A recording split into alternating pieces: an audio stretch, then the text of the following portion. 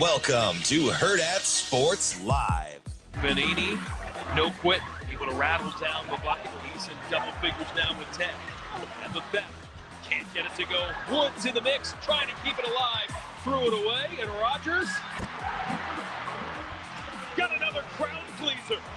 Trying to clip it down, this American lead. Under 10. Instead, Rogers steal and a takeout there by Mike Woods, and an intentional foul called immediately. Holyfield takes it away. Holyfield is way short. A knuckleball that time. Garcia and Hamilton, they're going face to face, and a couple of players are going at it. I actually think Richards just accidentally got knocked backwards. You got one Lamar player on the floor. You've got a whole bunch of players. Richards is pointing at somebody here. Plenty of time for SGA to squeeze one off against Brown. No whistle. Oh, he got it to go! Good morning. Welcome into Hurrdat Sports Live. That's DB. I'm Ravi. Lulla. We're presented by Centris Federal Credit Union. What's up, DB? How we doing? Oh, I'm just trying to do a little IT while we're doing the show here this morning. I mean, this one's on me, though. This one's on me. Kind of what you do, right? Well, Just a little IT. Not really. IT. How was the day yesterday? Yesterday was all right. Yeah. Yes, it was better than this morning. You were very kind. You took you and Mr. Bell, Kenneth. Oh yeah. Kenneth Noisewater Bell took pizza to the office. So that was Kenny's idea. I don't want to take too much credit there. Shane got fat and full. Yeah. What did you end up getting, Shane? Was it the fish and chips? Oh, yeah, it was fish and chips. That fish looked fire. Yeah, it was fire. It was good. I had it later. So does old fish work? It would work for me. I don't know if it works for you. Yeah, if it's fried like that, yeah. I'm probably not trying to microwave a salmon steak or something or anything like that. This dude ate 3 pieces of fish in one sitting. Did he finished the fries too, didn't he? I don't think he finished them. Did you finish them, little face? As much as I could. So it's a yes. Dang, Shane, either you finished them or you there were didn't, fries left bro. or there were not fries. There was a couple left. So no. But I don't want to So the sound. I answer don't is want no. to sound ungrateful by saying that there is. I just answered the damn question. I did. No, you didn't. In a roundabout way. Did you finish the fries? I mean that's one of those absolute answers.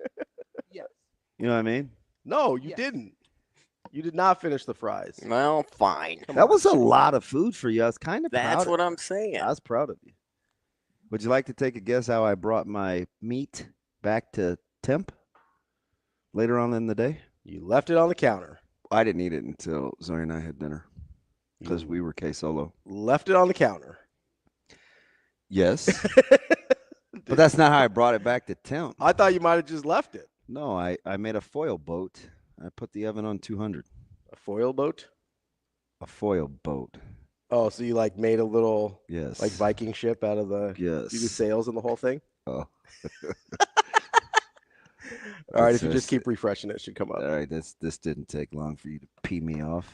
Well, listen, the morning started rough for your boy. I'm just gonna be honest with you. I'm just telling you that dogs are extremely smart. Yeah, no, I don't want to say he's smarter than I am, but it's on the table that he's smarter than I am. Yeah. You referred to your dog as an a-hole. He was being an a-hole this morning. I love him to death. He was being an a-hole this morning. I've never heard of a dog called an a-hole. He was. You said my dog's I was like, really? I would. One of my dogs sleeps like a person sometimes, and I still don't. Oh yeah, all of my dogs sleep like people. Hey, full real talk. Yeah. Why'd I make the bed up with him in it today? Can I pet that dog? You didn't see him in there? No, I knew. Oh, you just did it anyway? He knows, man. He knows. We come back in. Sometimes he wants to get back in the bed, and I'm like, look, man, I make the bed before we leave. Yeah. Okay. I talk to him like he's a real person, kind of like I was talking to that woodpecker. Hey, bud, doesn't gotta be like this. And he just kind of wanted to do his own thing. I'm like, all right. I made the bed. There's some big pillows, so it's tough if you want to get out on that end. Mm-hmm. But full disclosure, he won because at right before I left, I had to go in there and see how he got out and if it was that wrinkled because I'm not leaving my bed wrinkled. So you're every day before you leave, you're making the bed. every single day. That's tough. There's just no way. I don't. Oh, I don't even know how you function. It's pretty easy. I just get out of bed. And I get it. That's leave kind it. of that's a polarizing topic. I just leave it. I'm getting back in, so I do it. No, man, make the goddamn bed. So Natasha likes the bed mate. So sometimes I'll make. She's in bed last, right? Not anymore. Oh yeah, She got a new job. Your mornings are screwed up. Yeah, I'm still trying to figure it out, man. Oh, it's tough. It is. It's tough out here. I know I don't have kids or anything, but when your dog's an a-hole, it does throw a wrench in things. Well, you can say it now. I won't say the word. I know, but you never know when my mom's listening. Oh, that's nice. No, I wish I thought about stuff like that. Well, Although I don't say anything really that would push. You don't say any swear words, but you say some stuff that could get you in trouble. Yeah, that's Are true. you kidding? Yeah, You know what I decided? So you sent me a TikTok this morning of AI Mike Tomlin. Yeah. I just decided if I ever say anything and something like I get in actual trouble, I'll be like, "Oh, it was AI, man. I didn't do." I don't know That was kind of funny, man, because he was clapping back at Shannon Sharp. who deserves to be clapped back at. I can't. I mean, Ravi, I don't have a lot of people to cheer for these days. In terms of like people in the media you like. Yeah, I'm just out on a lot of things and a lot of people. So we're out on Shannon. Oh yeah, Yeah. that started like Was that I told you I predicted his demise. You did. Even though he's probably more popular. Yeah. But I was like, yeah, I'm out. You're like, he's doing too much. He just is. And that was even before the audio sex tape thing. Yeah, I'm out on Shannon. I used to really love. You seem like a big Stephen A. guy. I hate that thing. No, I'm just kidding. I got a question about that. Yeah. You know what? I don't even know Stephen A. Yeah. But because I know like you can just smell fake dudes. Yeah. I would beat the smoke out of Stephen A. Let's get a boxing match together. I'm dead serious. Because Stephen A. thinks he's about that life. No, I watched him shoot a basketball. I know. But he thinks he's And about believe that me, life. I did a 3-point thing for Dave Felici one time. Mm-hmm. And I think I was maybe over. But I at least looked like I could shoot. Were you like AI in the 3-point contest? This dude, not an athletic bone in his body. I don't care what he says. He acts like he's about that life. He does. We're gonna do the little 6-minute thing that we would do over at the gym, and I'd be like, "Bud, nah, I'm not even gonna let him know that I have any tips." But I would just be like, "Nah, I can't." And it's funny. You ever like seen two people get mad at each other, and you dislike both of them so much you don't know who to cheer for? Yeah, that's you and LeBron and Stephen A., right? But there's this part of me that would just wish that LeBron would just put his thumbs right by Stephen A.'s larynx and just gentle pressure so your voice starts to go slowly. You want him to like Darth Vader choke him. And you're like, what's going on? And you just watch him shake till his eyes close. Is that a little too? Am I getting a little too excited? So remember yesterday when I told Kenny that you love serial killers? You said it wrong. It's this He kind of, he looked at me at the table like, oh my God. no, it's this kind of stuff that makes me say it like that. When you describe in detail squeezing the life out of somebody, like it makes it a little hard to draw the line. You're like, no, I like profiling, and then you're like, I just want to watch the life drain from their eyes. Like it makes it a little hard to tell the difference. When you say it like that, I'm kind of just laughing how he looked at me though. He's like, really, DB? He's like, so it's like that, huh? That's not really what it is. Which, by the way, back to the whole fingertips thing. You see it finally broke? I do, yeah. You can use your. I can use my There you go. fingerprint thing. Now you have. But I'm just telling you, that would really work. for a just while, yeah. shaving You them just have off. to keep doing it. Yeah. And technically, I'm not in a system. Technically. Well, I mean, I've had a speeding ticket before, Oh, okay. but You can set it up for other fingers, by the way, in case you didn't know that. really? Mm-hmm. On your phone? Yep. Yeah. You can go in your settings. Fix Oh man, I that whole think. thing up. Dang, Curtis, I didn't mean it like that though. What? I wasn't trying to be dark.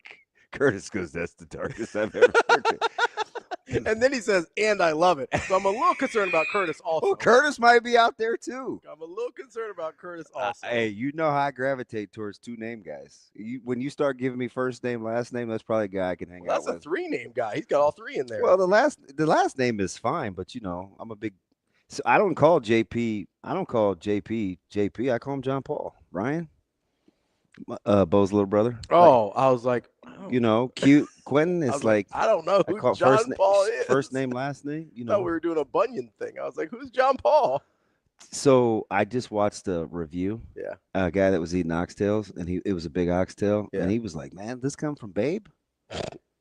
Like The Babe, Blue Ox. the Blue Yeah, I Ox. got you. Yeah, and you just went Bunyan. Yeah. That's funny. Like Paul. Not as weird as Shea Cotton showing on both of our. I couldn't remember who it was. No, it didn't.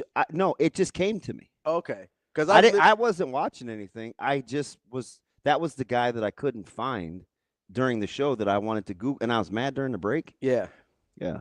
No, I literally on my For You page that popped up. A story about him popped up like an hour before you sent that to me. Yeah, and I was like, and all I said was the name. I didn't even give you any context. No. You just said, oh, Shea Cotton. That's the guy I couldn't remember. Yeah. You could have been like, well, you forget a lot. I was gonna say you're gonna have to narrow that in, DB. But I got to go back to this Stephen A. Smith thing because I don't mean to freak Curtis out, but I do like hand-to-hand combat, and I do like competitive stamina. So sometimes when I can get those things to and I'm not a gun guy. Now this is kind of weird. So I'm not going dark and weird. But Okay. I just think like guns are kind of cowardly and too easy. And I'm not saying it's easy to pull a trigger because I am afraid of a gun. But if I was like mad enough if somebody did something to my family or whatever, like I would not use a gun. Yeah, this is why I say that you're a serial killer. You you like serial killers. I'm just not. It would be work. It would be like it's because it's not intimate enough. Yeah, but it's not intimate is not a word I would use, but it is a word that people that you are accusing me of being would use. Yes. It's not just say personal. No, I used it for a reason. No, because intimate means that I've crossed over into this weird world, and it's not like that. Yeah, because just thinking about how you'd kill someone, and you're in a very normal world already. It's not true. Do you really want to know where it comes from? I would love to. So when I say things like, I just, God, that's a guy you just want to hit him in his throat. Like, so you feel like you swallowed sand. Mm-hmm. I don't really want to do something bad to you, but if you suffer in the short term for a little while, that's good enough for me. Okay. That's where it comes from.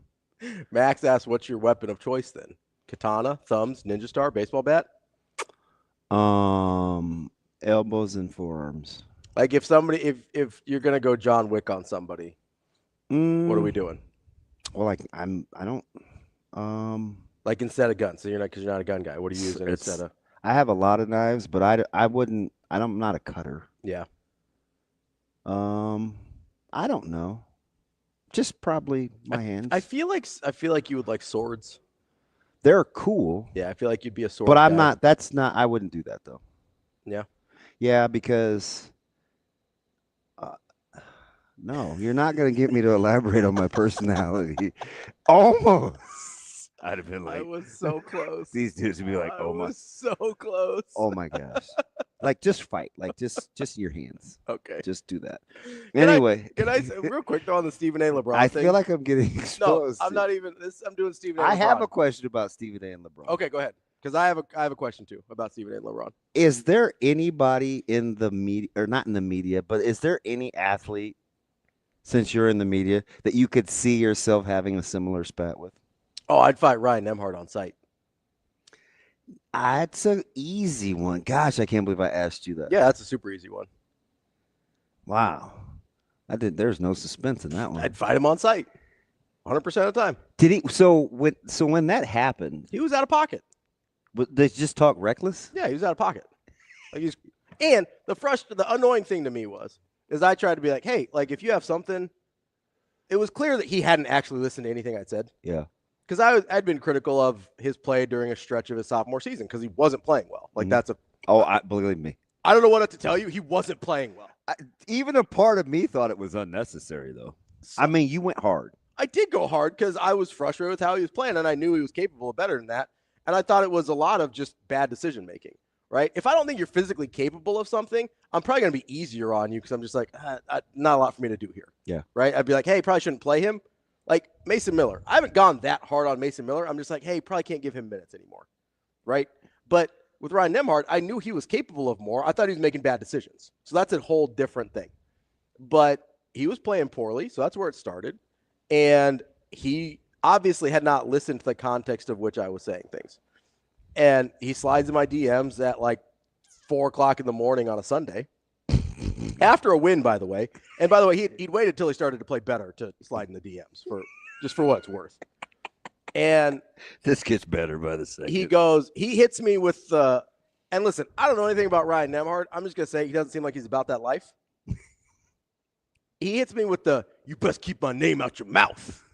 No, wait a minute. That's how I say. And no, every time. No, stop this it. This is not a Ryan Nembhard thing. Stop it. Every time. I don't think that's how Ryan talks. No. So where does the character come from? Because anytime somebody says "keep my name out your mouth," I do like that's the voice I hear it in. How come you didn't say "out of your mouth"? Because he said "out your mouth." Like that's a quote. Just skipped a few. Well, listen, it was like 4 o'clock on a Sunday morning. He may not have been like all of his faculties. That's all I'm going to say. I'm going to make a guess that when you're DMing media personalities at 4 o'clock in the morning after a win. I've never had that happen to me. I know I've had 2 coaches try to check me. So he goes, keep my name out your mouth. I go, okay. I was like, hey, like, is there, he's like, and you know what? Like, don't even, like, I was, so I was a little sarcastic, the first reply, surprise, surprise. I go, surprise. I kind of talk about Creighton for a living, so that might be tough to do if I never mention their point guard's name again. That sounds a lot like you. And he's like, well, you got to do your job, but just be careful what you say about me. I'm like, do you have something in particular that I said that you felt I crossed the line? So you guys are going east? We're going back and forth because I didn't reply till like 10 o'clock the next morning because I wasn't awake at 4. And so I go, hey, is there something I said specifically that you felt like crossed the line? I try and keep it about basketball. If I cross the line, please let me know. Oh, nice guy, Ravi. I was trying to be like, if I had, because, you know, I understand sometimes I can get a little reckless. Is this why you have an irrational hate for Gonzaga? Oh, yeah, 100%. I like Mark Few. That might be the most, that is so you, though. Oh, yeah, 100%. Yeah. Well, I stay petty. Like, move on. Also, their resume's bad this year. I don't know what to tell you. Like, it's a bad resume. Well, it's not anymore.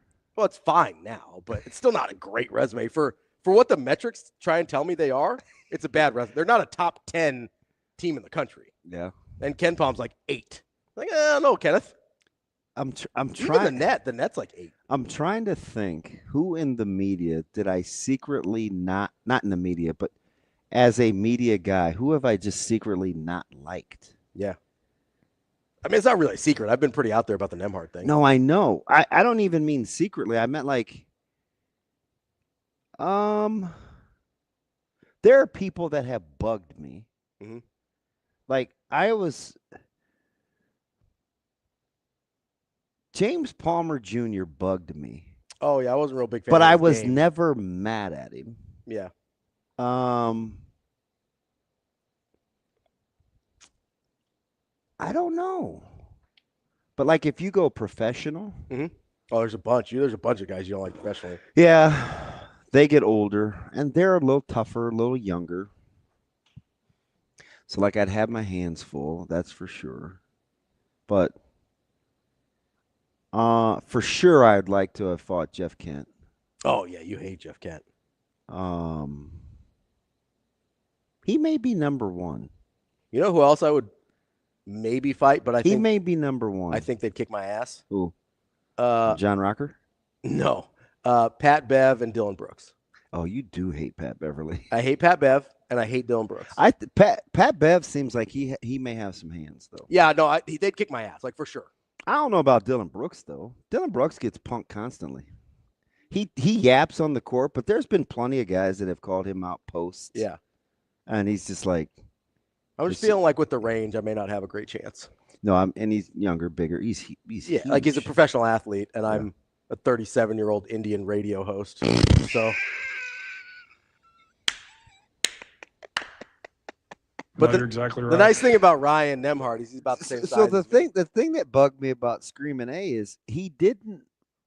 When he was on the show, he was very complicit. He does that a lot. And then he goes on a couple of podcasts, and He just had different energy. So that's the thing that bothers me about Stephen A. Because if I will, like, obviously we're on. I actually liked what he said about, hey, man, that was the father in him. Like, I get it. So can two things be true at once? Can I be there's multiple things true about this situation. Can I be annoyed about the situation, about how Stephen A. handled it, and still think he's kind of right? Yes. That's me. Because he's kind of right. He is. That's totally me. Like about the whole situation, about understanding where LeBron's coming from. I just hate the fake tough guy thing just drives me crazy. I wish he just kept the same energy all the time.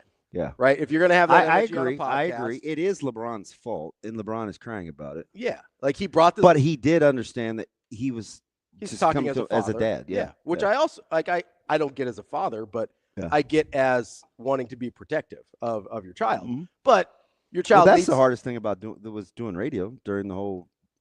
Oh, yeah. Yeah, it's hard. And I get it's just really hard for LeBron's situation because he wants to be protective as a father, and he's the one who's put his son in this position. Yeah.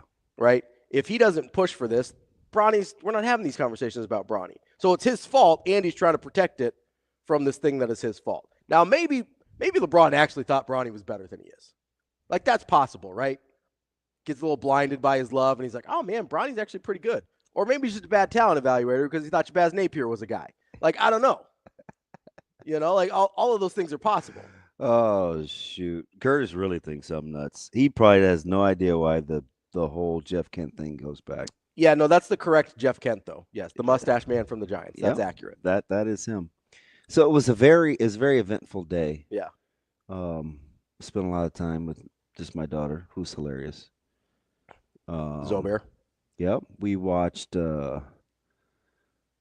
once the game started to be blowout, she wanted to watch movies. Okay. So I watched Shrek again. I forgot how good Shrek was. The original? Yeah. Yeah, the original's funny. Yeah, if you hate on Shrek, you probably need a different life. Listen, I don't really love kids movies or animated movies. Shrek's funny. I watched the seedings roll out for Nationals wrestling. Got a number 1 for Nebraska.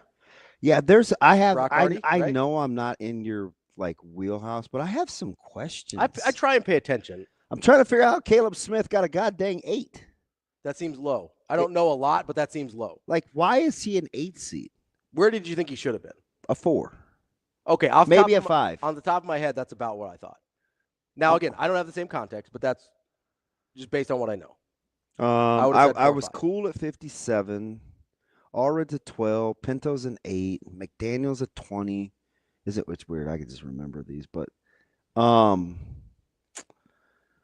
I'm excited. Like this is my when does it start? This weekend. Okay. Like, it's totally my thing. Yeah.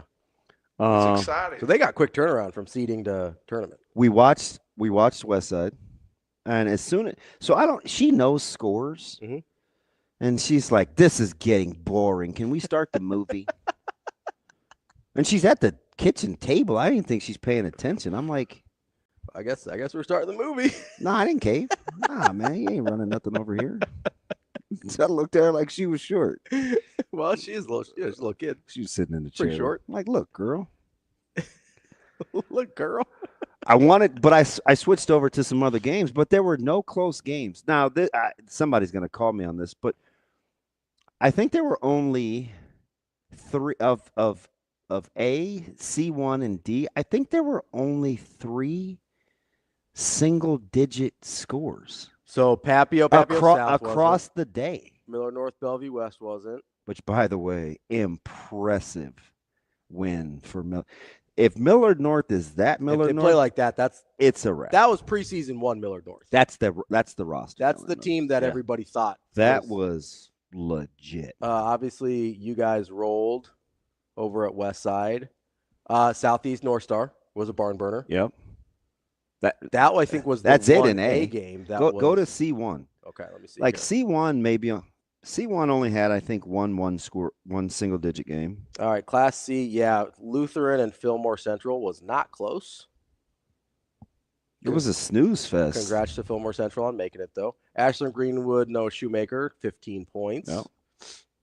Let's see here. Donovan Trimble, Ogallala. They upset my guys at Ogallala. That was not close, though. I was shocked. That's a 12-pointer. Somehow Ogallala got that to 2 at the half. Concordia, Sydney. That's the other one. So that's 4 2. points. Yeah. So that's 2. Yeah. I said 3 of the whole day. What happened in D1? Well, Johnson, Brock, and Elmwood Murdoch was not. That was predicted. McCool Junction, Elm Creek was 30. Let's see. Bancroft, Rosalie, North Platte, St. Patrick was 6. 3 games out of the whole day. Yeah, that's rough. It's tough out here. Although Papio teased me when they cut it to 4. Yeah. 52-48, and then that was like 16-3 run in the fourth quarter for Papio South. Kind of got that thing busted open a little bit. Yeah, Papio turned it over like twice in a row and got a couple threes. That's all she wrote. And then it was downhill from there. Papio South is capable. Yeah, when they get going, and they can shoot it. Yeah. And they probably have the best player in the state. Yeah, there's 3. Yeah. It's either Rollins, Ball. It's probably Ball. Yeah. It's probably Bryson Ball.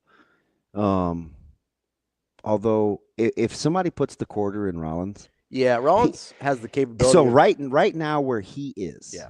As playing the way that he played, when he wants to be, he's truly unguardable. Yeah, he's a monster. I don't know if Bryson is unguardable, but he's more consistent. But he is way more consistent.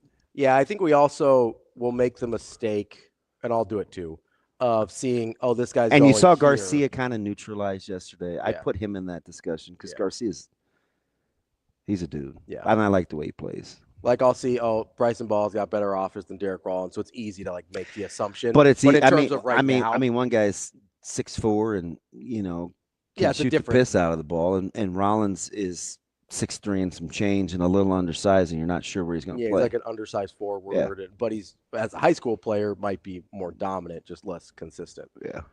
It'll be interesting. I just need to see some more competitiveness. Was happy to see my Mustangs roll. It was a great win, man. It was really good. If I were you, I would exhale. Now it's personal. Yeah. And this will come to – so this is – I'll tell you what this is. Because Miller North, Papio South next, right? So if you just drop me in from the moon well, no, because I'd have to know a little bit about the team's personalities. Do you know what this is going to boil down to? What's that? Millard North feels like they're better than Papio South. They feel like they have better players. And top to bottom, they're probably right. So it's not looked down. I'm just talking about from the player's perspective, right? They're like, we're better than them. Yeah. Papio South is going to say, man, we've been doing this all year. Yeah. This is who we are. They've been dialed all year. We're some of the parts kind of team. Bring it on.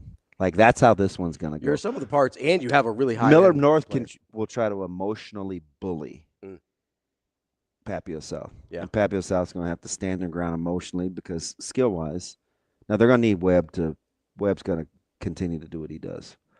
And Kircher's got to take care of the basketball. But Millard North their shot selection gets a little squirrely. It's not great always. How about Major though? The dude has huge marbles. He does. He's probably a better baseball player too. So yeah, he's tough. The Mosser boys have been a nice staple. He's all of them. Hey, their cousin's good. Millard North they're all good. Yeah. I mean that's what their dads did. So yeah.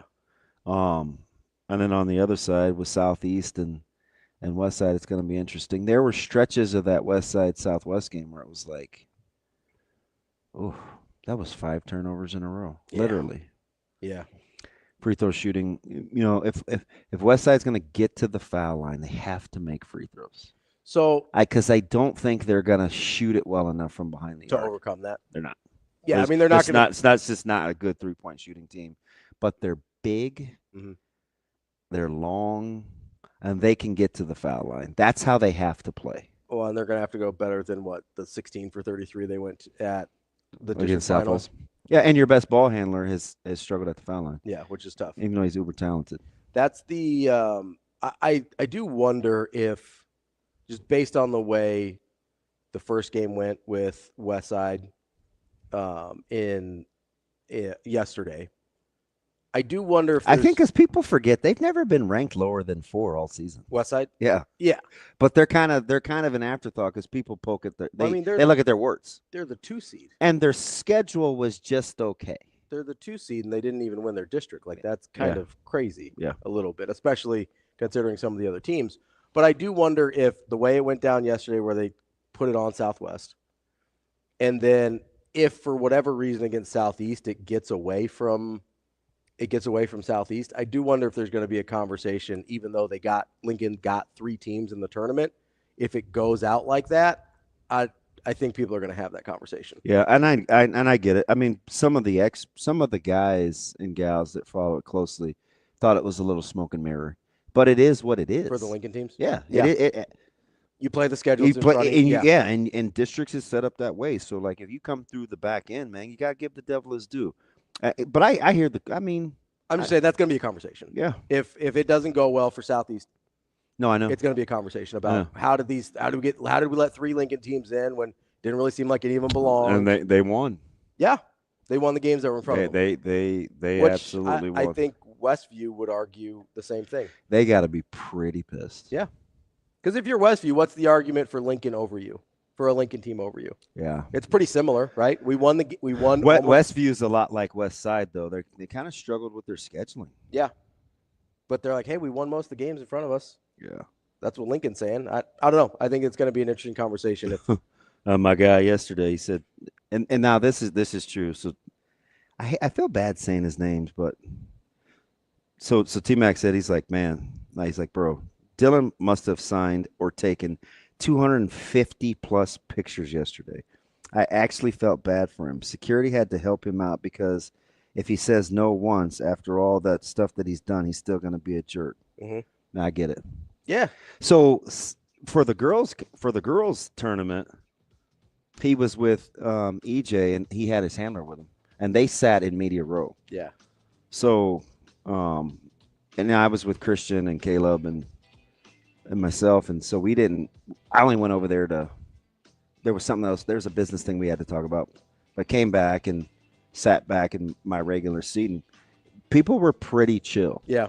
Now, crowds were a little better yesterday, so maybe that had something to do with it, but he is pretty good in the public for what he has to do. Oh, 100%, especially for being 19 years old or whatever. Pretty amazing. That's DB. I'm Ravi. Lulla. More Hurrdat Sports Live coming up next.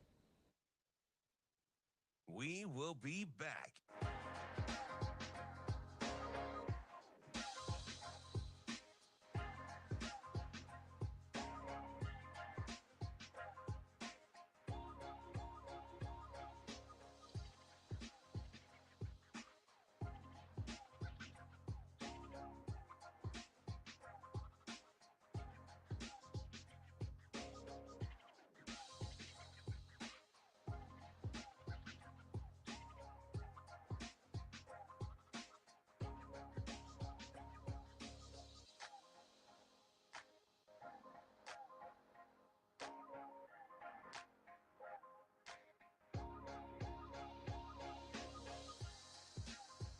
We will be back.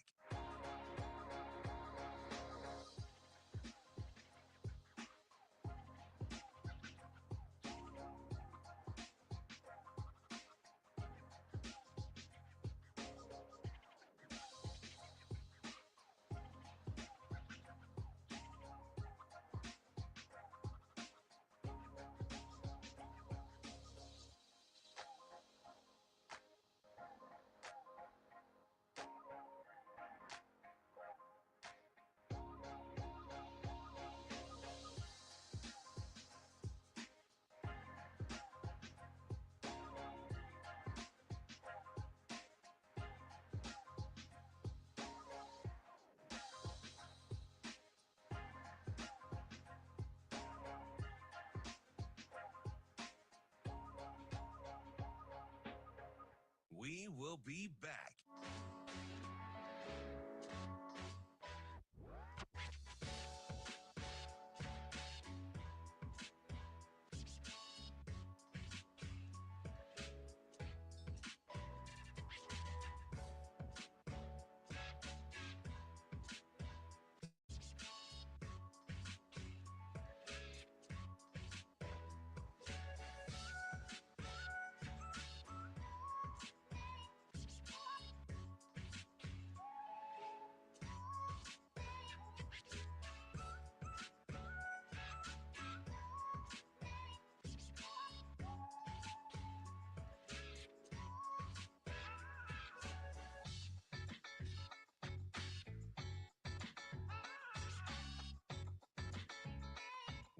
will be back.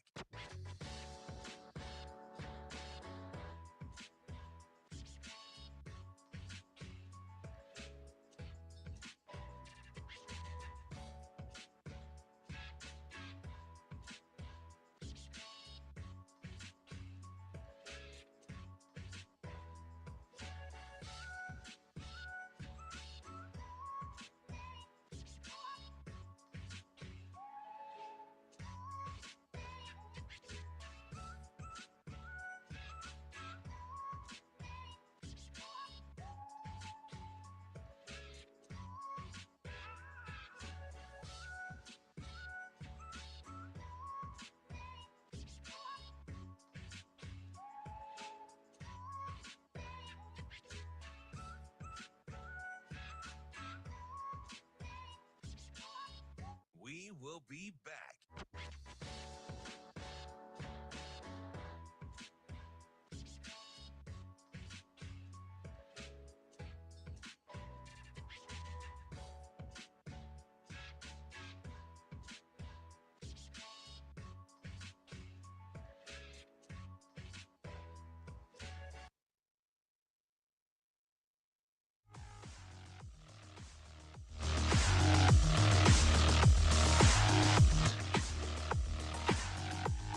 You're listening to Hurrdat Sports Live.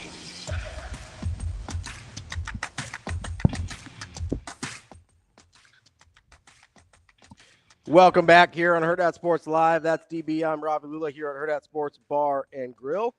DB. Yes, sir. You got to try your burger finally yesterday. Yes, I did. How was it? And I ate it 8 hours after it was made. Micah didn't steal it. No. Okay, because I was concerned. Me too. I was a little bit worried. And as a parent, you never want to be like that guy or gal that's like, don't eat my food. But for real, don't eat my food. But he did ask if I had any leftovers.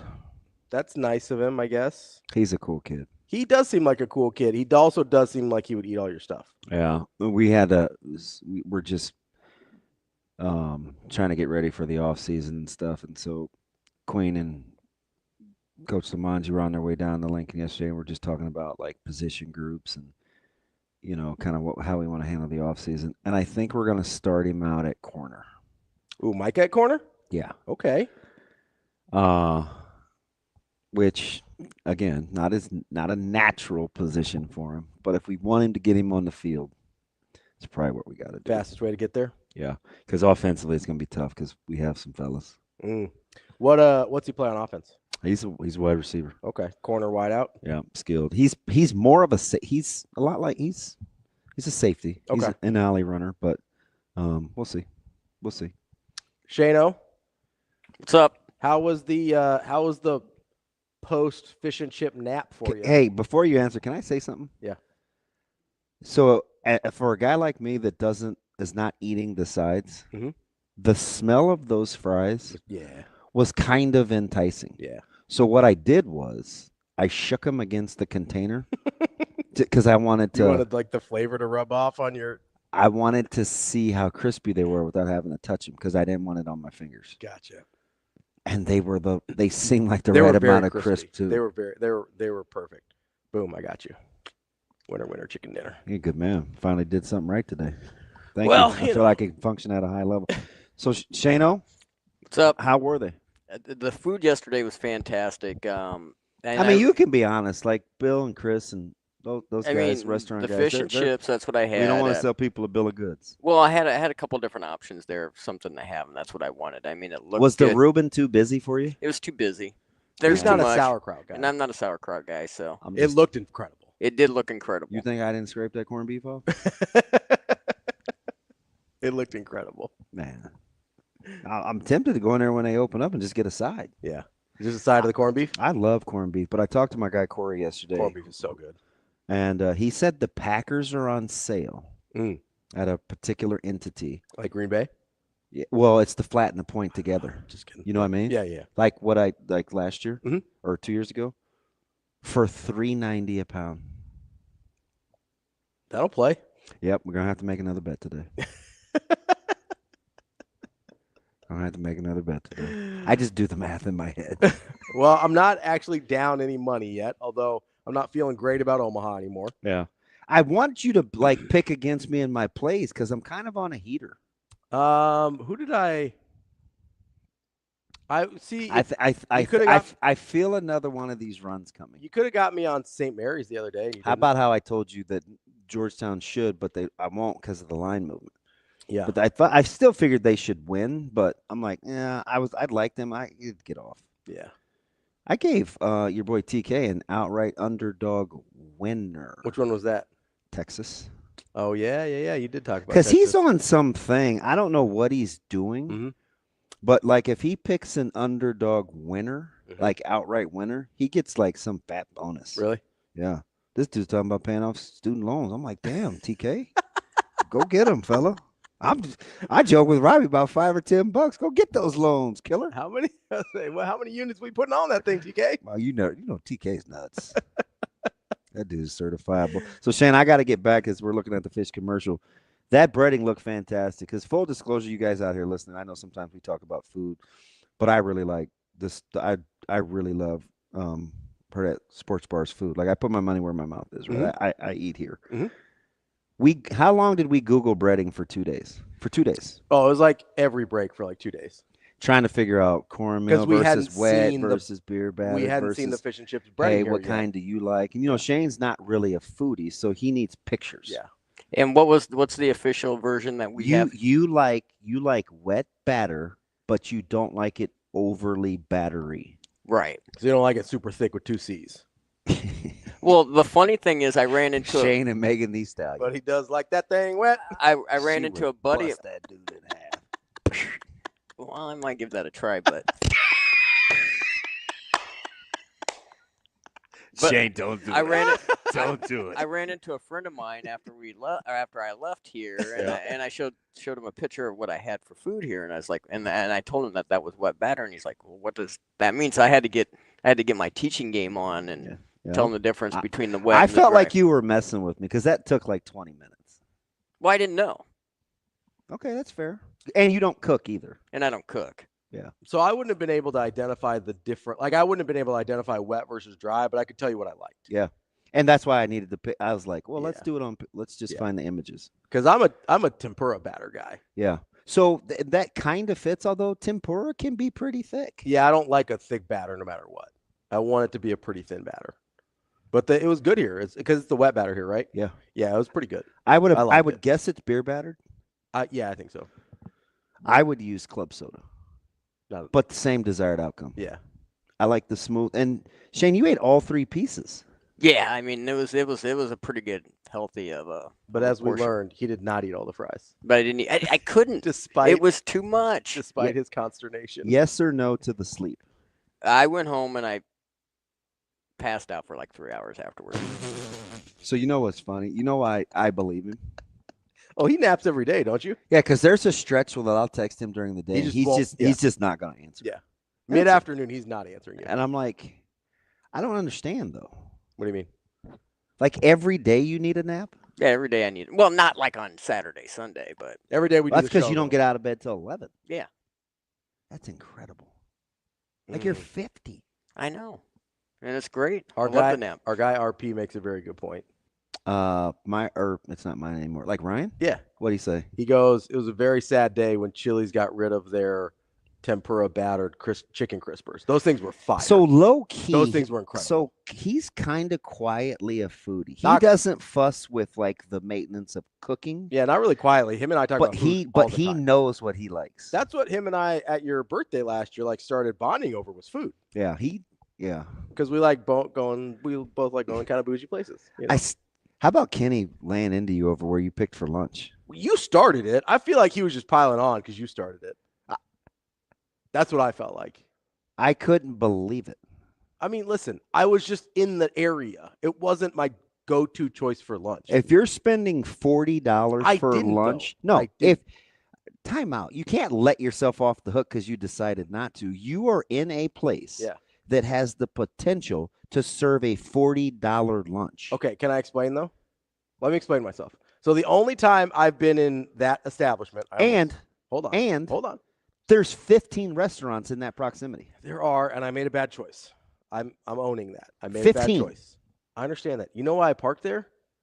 Or you know why I went there? It's because that's the easiest place to park.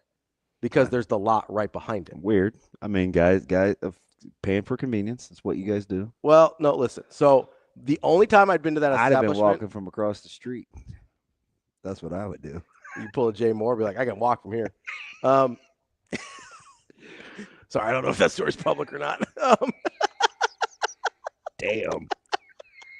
My man didn't want to pay for an Uber, so he went walk. Well, it was 40 minutes till he could get it. Oh, that's okay. He didn't want to wait for the Uber. Hey, shout out Jay Moore. Sorry, bud. Sorry, Jay. I didn't mean to have you catch a stray there. Listen, I don't know you personally, but you were a 49er, so I love you. One of the few that's left. Sorry. They might have to sign him, honestly. Sorry about that. They're out of guys. They're just like, oh no, we don't need anybody to rush the passer. How about the Eagles? I don't. But go ahead. I can finish the story. I don't care about the Eagles at all. They got decimated. I don't even remember what I was talking about. You're talking about why you're trying to make excuses for why you would entertain that fiscal commitment. So I wasn't I didn't know I was entertaining that fiscal commitment. Here's the only time I'd been to that establishment in the last decade was during a happy hour situation where the prices were very reasonable. Okay. We're talking under $10 for the happy hour items.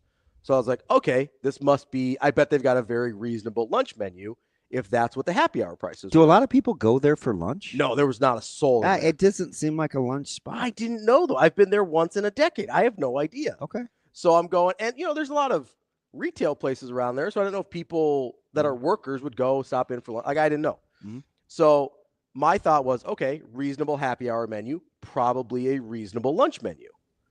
That was not the case. I found out very quickly. Now, I did end up ordering off the lunch menu and not the $40 fish and chips because I was like, that's highway robbery. And there's no fish and chips in the world. So what'd you end up paying for said lunch? $22. See, I wasn't excited about it, man. Like, I wasn't happy. And you said yesterday that the fish and chips didn't come with the alcoholic drink of any sort. Nothing. It came with nothing. Oh, yeah, the 10% discount. Yeah. Which, by the way, Shane, thanks for that plug. Come get the DB burger. Yeah. It helps everybody out. Yeah. I.e. me. But also, if you use the code DB. Yeah, the promo code is DB. You 10% off. You get 10% Your food off. only. And it is a burger, a sausage patty, bacon, cheddar cheese, spicy mayo. My man stays proteined up.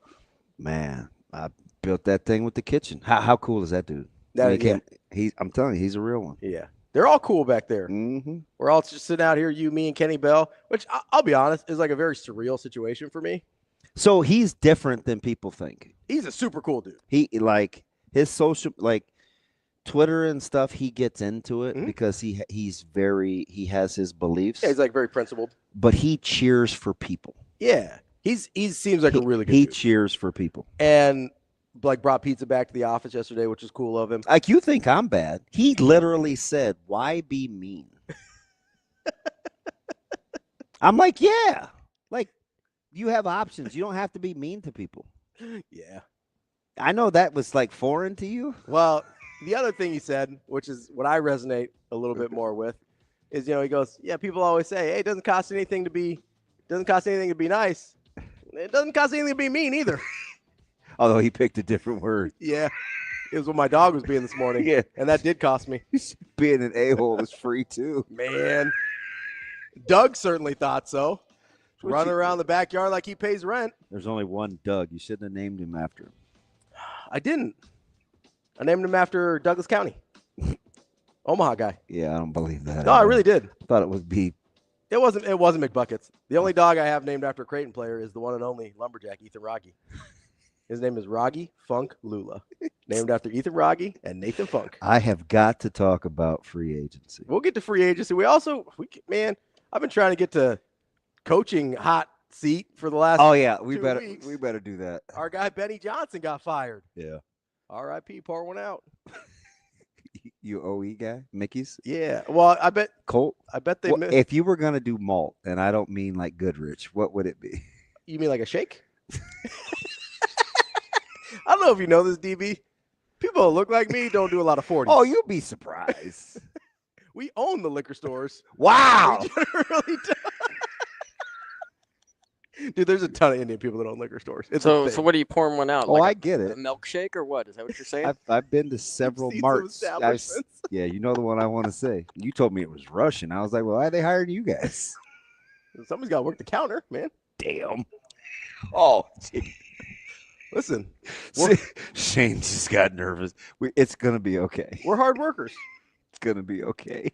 We work our way up in the establishment. So, without knowing anything, Colt, OE, Mickey's. Oh, he's Old English?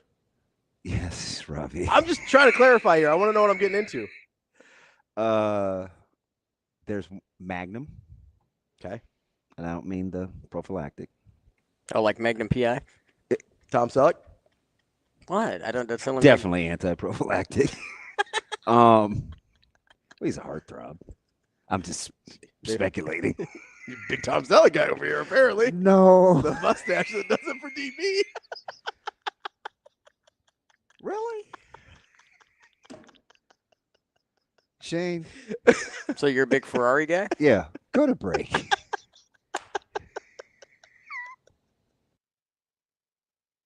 We will be back.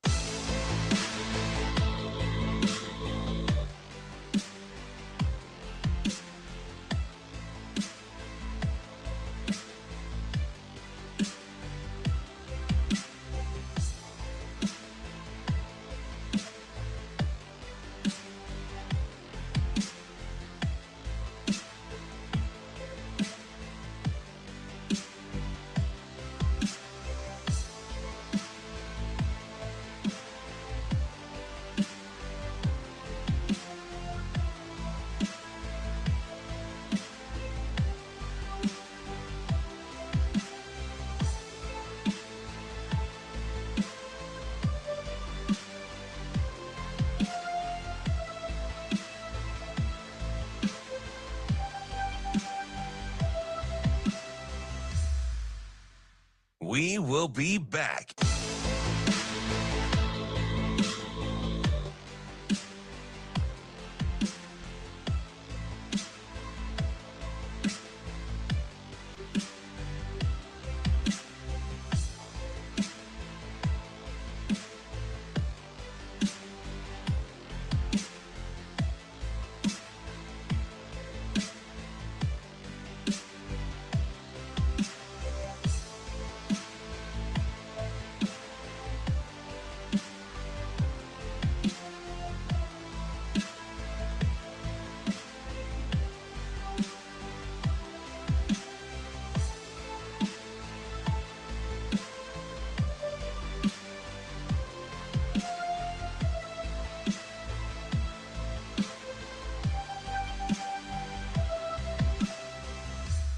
We will be back.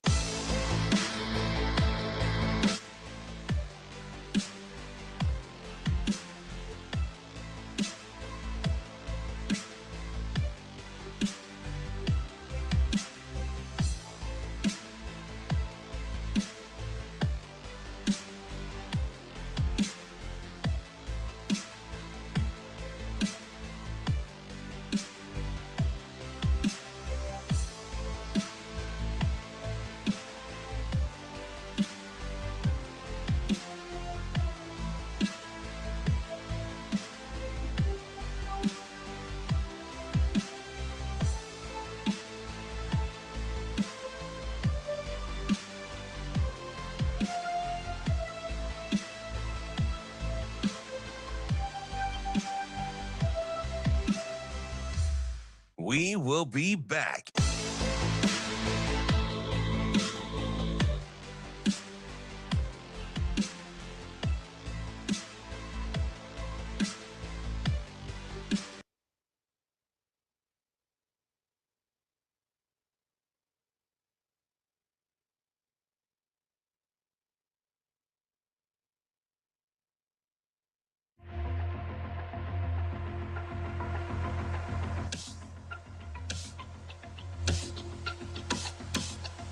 You're listening to Hurrdat Sports Live.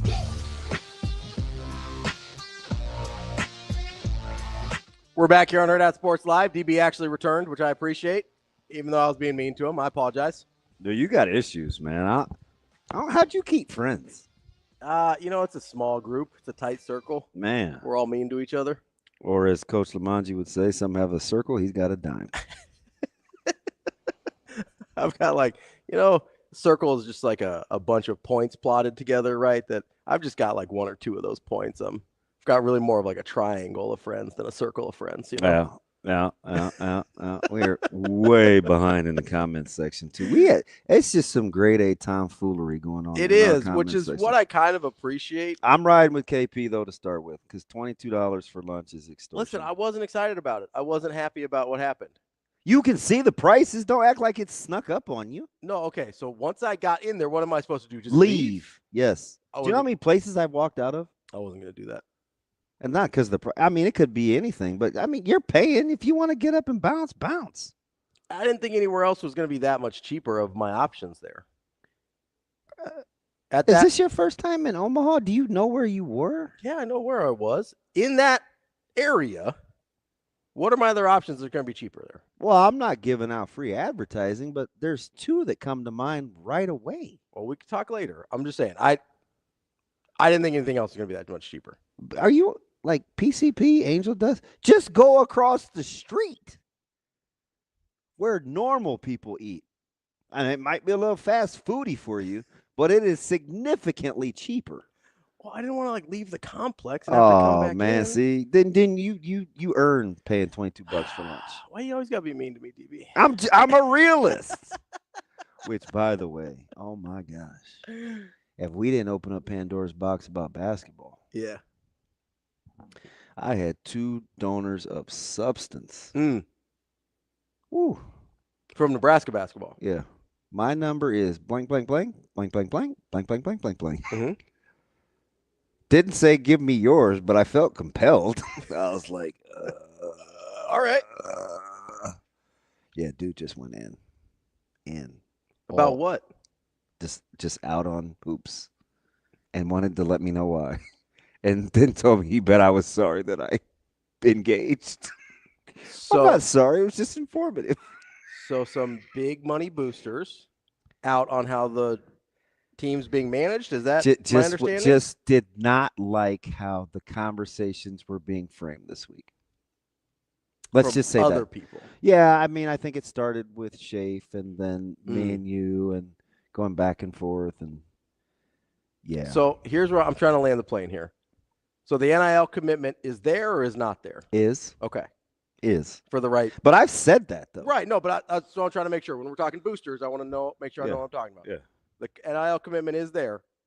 And by the way, I blame. Got to find the right guy. Since I'm just calling people out, I blame AC on this one.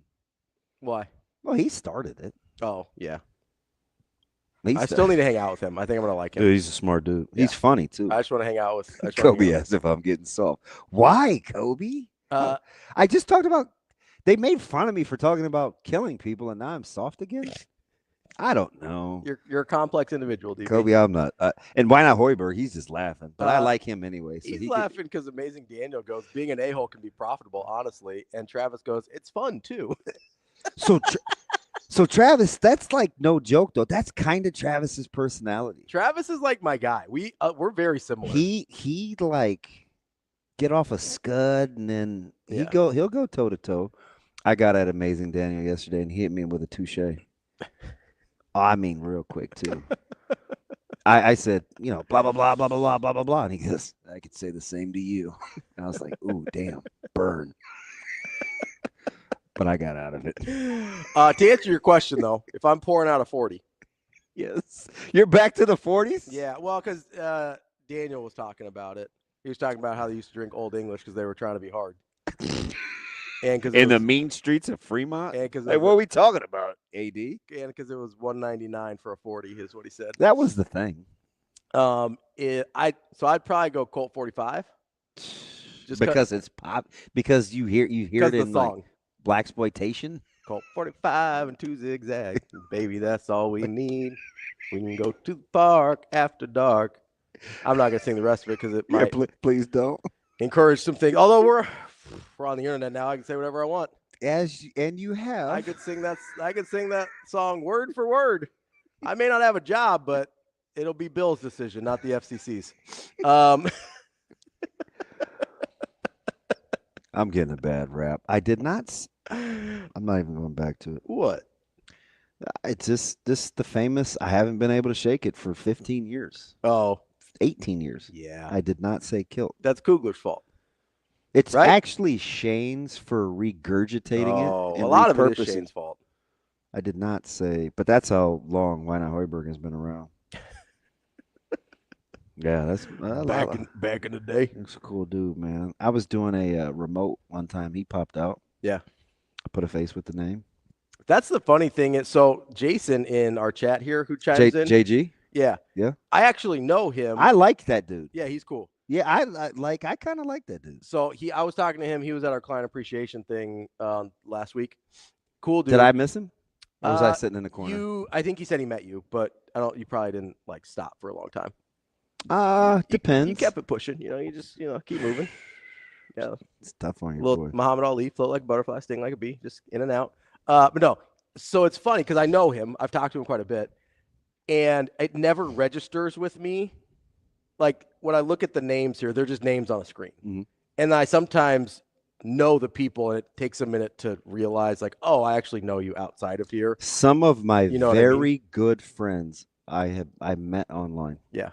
So I mean, I'm not you and Natasha. Like, I can get married, but Tinder, baby. I was just getting ready to use Ryan as an example, and now I feel awkward. No, it wasn't a swipe. I just was like, just people that I've met over time that are still in my life that are important. Yeah. Like they're like, it's just weird when you do this job. Yeah. It's super weird.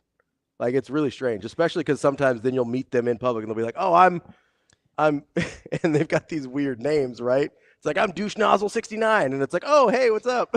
I remember like a long time ago, like I would be at a speaking event or something and somebody go, hey, front runner. And I'm like, man, damn. And I'd have to eat it. I'm like, what's funny? I'm to like, me? hey, what's that? Like, you hate front runners. That's why I picked the name. It's just ironic. Yeah. Okay. Yeah, it was. I told that to everybody. That's I pick what I hate. That's odd. I'm surprised you didn't pick like LeBron James. No, I'd have picked LeFron.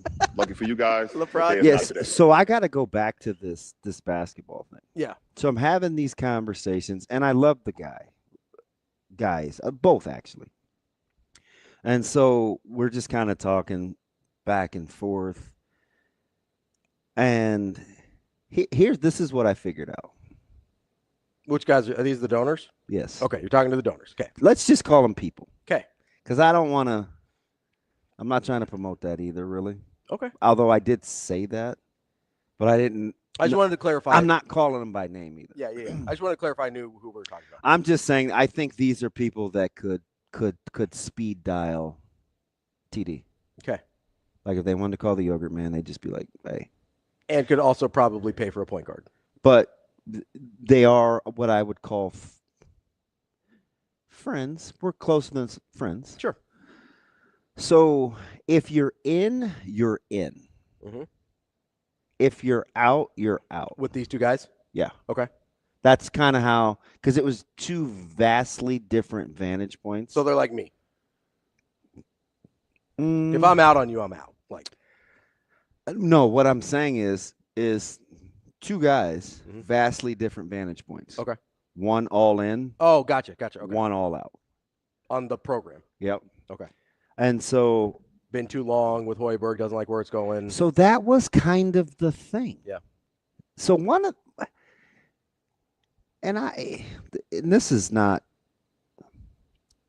So I think the longevity of being average is the number one sticking point. Yeah, I get that. That's what. So that was kind of my synopsis. It isn't any one thing. It's just the time. Been a long time. Haven't had that great results. Yep. Talking about one NCAA tournament appearance in 6 years? Yeah. It's not great. So, but let's say somebody else may say they may be more along the lines of, hey, maybe it is about a change of a hire, or maybe you have a philosophical shift. Mm-hmm. Because I think with Coach Hoiberg, if you really, really dig into the success and kind of what has worked, whether it was Iowa State or anywhere else, there were some common denominators. Mm-hmm. And I think it's what he tried to replicate with Abdul Massey, right? He inherited Otzelberger from Mac, right? Really good coach, really good talent evaluator, really good recruiter. So, right? That's I'm people can't see because it's bad digital. I'm nodding. I don't know why you got me totally off my game this morning with the Tom Selleck thing. Some people say, "Oh, what are you insecure about, DB?" And it's like, "No, I'm not insecure. Just can't believe you said it out loud." It was just out of pocket. Yeah. Oh, weird. It always is. You like Ferraris? That was him. I didn't say the Ferrari. No, he's an idiot. I don't buy machine. I'm glad this screen froze because it can't see what I'm doing right now. Well, the F40 Ferrari is legit, but that wasn't what he drove. But conversely, somebody else may say, "Hey, I like this, this, and this." Totally cut up the Schaefer interview. Could eat the meat, spit out the bones. Some say don't throw the baby out with the bathwater. But when they talk about, hey, if you want to move to an offensive game and this is kind of his personality and this is what he likes to do, I could see this happening with these kinds of guys. So that's what makes it so difficult. But neither guy ever, not even remotely referenced bio. It wasn't even a thing. Doesn't matter at all to them. I think they're just talking like why they feel the way they do. Sure. And didn't attach economics to it. I think what we do in the media and as a fan base is we'll blend the two. For sure. But people that are capable don't think like that. It's just in their normal, and I'm not saying money's not an object, but that doesn't tend to affect their decision making. Sure. I think what we sometimes assume is, and I'm guilty of this as well, is I think sometimes we'll assume, like the reason Scott Frost got fired 2 weeks before his buyout dropped is because somebody came and said, "I'm writing the check." Well, for yes and no. Like that was part of it. Yeah, I mean, like ultimately you have to be able to do the payoff. I just think when people make decisions like that, they always think, what's the alternative? I think that's how higher level people think. Sure. Yeah. They don't make it in the moment. They're like, can this get better or will it get better? Yeah. Or won't it? That was the ultimate death nail for Frost. Sure. Like they just didn't see it. Like there's no sense in slow bleeding. But I would argue that if they didn't have someone willing to make up the difference, that maybe it doesn't get done in that moment. Yeah. Like it gets done, but maybe not in that moment. Unless you're just that unless it's just that jarring. Sure. Which losing to an FCS team for the first time kind of is. Right? It is. I'm not trying to be a jerk here, but I mean, kind of. You're what you do. But that's kind of the thing with Hoiberg, though, is especially over the last 3 years, nothing's really been that jarring. It's just kind of this slow bleed. Let me ask you something. And this wavering back and forth between looking like a pretty good team and looking mediocre. Let me ask you something. If Coach Hoiberg would have had some missteps through media or didn't have such a high Q rating like as a person, do you think we would feel different? 100%. We always do. The degree to which we like someone dramatically affects how we review or how we perceive their job performance. I hope not. That's true, though. Now, this is a strong word, and don't take offense to it. But like, what have I always tried to teach you? Right? It's like take emotion out of it when you listen to someone. Sure. Because that's how you can really make a good decision. Correct. I'm not saying it's a positive quality that we have, but it is a real thing. I mean, if Bo acted like Fred Hoiberg, he'd still be coaching here. I believe that to my soul. Like, if Bo acted like Fred Hoiberg, he would still be the head football coach at the University of Nebraska. Now, that's interesting. I mean, I'm not going to allow myself to go down that road, but I'll store that. A lot of what he got in trouble for was just we didn't like how he acted. That's a big part of it. If he acted like Rule or Solich or Hoiberg or a lot of other guys that we have an affinity for, he'd still be coaching here if he continued that level of success. It wasn't I know we didn't love the blowout losses and whatever, but if he's still winning 8, 9, 10 games a year and never losing more than 3 or 4, he's 100% still the head coach here. Do you like Coach Hoiberg's press conferences? They're okay. Okay. He doesn't move. Some people like him. He seems like a very good man. I don't know him. I like him a ton. I don't know him personally. But again, I'm a guy you accuse of the good piece of cheese. I don't find him to be terribly engaging the way some people seem to. I don't have anything against him. I think he's much more upfront and honest than like a Scott Frost was. He doesn't come off like that, but he's not. This is not probably a fair measure to judge him by, but he's not Rule or anything when he's up there. Like, I don't get that level of like charisma from Hoiberg when he's up there. I don't find him super engaging, but I don't mind him. I think he tells us, I think he's honest for the most part. And I don't think he's intentionally dishonest, I should say that. And I think he tells us a decent amount of stuff. He comes off pretty dry to me. I don't find him super, like, he doesn't really grab me while he's talking. He just kind of seems a little bland is probably the word I would use. But he seems like a good man. And from everything I've heard, he is. So, like, I don't have a problem with him as a person. I just don't go out of my way to, like, hang on every word that he says. Is he out of reboots? Oh, yeah, he's got to be. He's got to be. He hasn't had any, like, no era of, like, so we're at 2 different versions right now, right? And you're talking about going to a third? Yeah, could he make staff changes and provide confidence? Could make staff changes, but I mean, if you're talking about a philosophical reboot, that would be tough at this point. He can make some changes and improvements. But timeout. But you proposed a philosophical reboot. Yeah, I mean, I think that's probably what's necessary because I don't think what's happening right now, and I don't even know if it's a philosophical reboot. I need a philosophical focusing. I need him to figure out what he wants to be and recruit to that. That to me is not necessarily. Is he supposed to tell you? No. What if he told you? I think I would see it, and I haven't seen it. Okay. I don't need him to say it out loud. If he wants to, sure. It's given me some. Now this is different, and people, you got to be mature enough to handle this. Mm-hmm. I'm not saying that he's Mike Riley, but what I'm saying with regards to their personality in their delivery, I thought Riley could have had a chance if he would have made some concessions early about what was really going on. Oh, sure. Sure. I thought Bo could have had a chance if he would have made some concessions about what was really going on, whatever it is. I'm more there with Riley than I am with Bo, but that's fine. Could Coach Hoiberg, if he told you like what he was really thinking, whatever it is, would that help you? Maybe. I did find it really refreshing yesterday. Because right now, that's what you're hanging on to for Coach Rule. Oh, yeah, for sure. He's pretty forthright. He's pretty candid. And I told you. And we're much earlier in the process. I told you this. And I'm telling everybody this. What he's done is also so you can hold him accountable. Yeah, which I appreciate. I said with all these additions, he's taking all the guesswork out of it. He's gotten almost everything he's wanted. Yeah.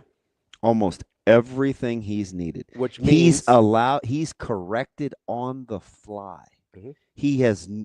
There are really no real built-in, there's no excuses left. And I think that's the way he wants it. And that's what I appreciate about him. So on the other hand, is that what you're looking for when people... I don't need it. I like it. Like, that's what takes it from what I need is to not have Amazing Daniel puts it well. He doesn't blame or deflect a lot, and we tend to appreciate that. Yes, that's correct. Okay. I need people to take responsibility and not blame or deflect or complain. Like, you're a big no BCD guy. I need that. I don't need you to tell me all the things Coach Rule does. I really love it, but I don't need it. So Hoiberg's in between, right? Frost would be down here. A lot of blaming, a lot of deflecting. Hoiberg's in the middle. No blaming, no deflecting, but doesn't give us the extra. Rule's up here where he gives me everything I want, right? It's probably smarter to live where Hoiberg does because you do have some wiggle room. Coach Rule doesn't give himself any wiggle room, and that's what I love. He puts it out there, and he says, this is what we're trying to do. This is how we're trying to do it, and it's going to work. I love that about Coach Rule. Now, if we're in year 6 and it's still 7-6, I'm going to like it a lot less. That's a big difference, right? Yeah. Like we're 6 years into not getting great results with Fred Hoiberg. You have 1 year where Does it seem that long? No, it doesn't. The COVID year throws things off a little bit because it feels like a non-year. 6 was used quite a bit yesterday. Yeah, and it was super engaged. This went on throughout the course of the day.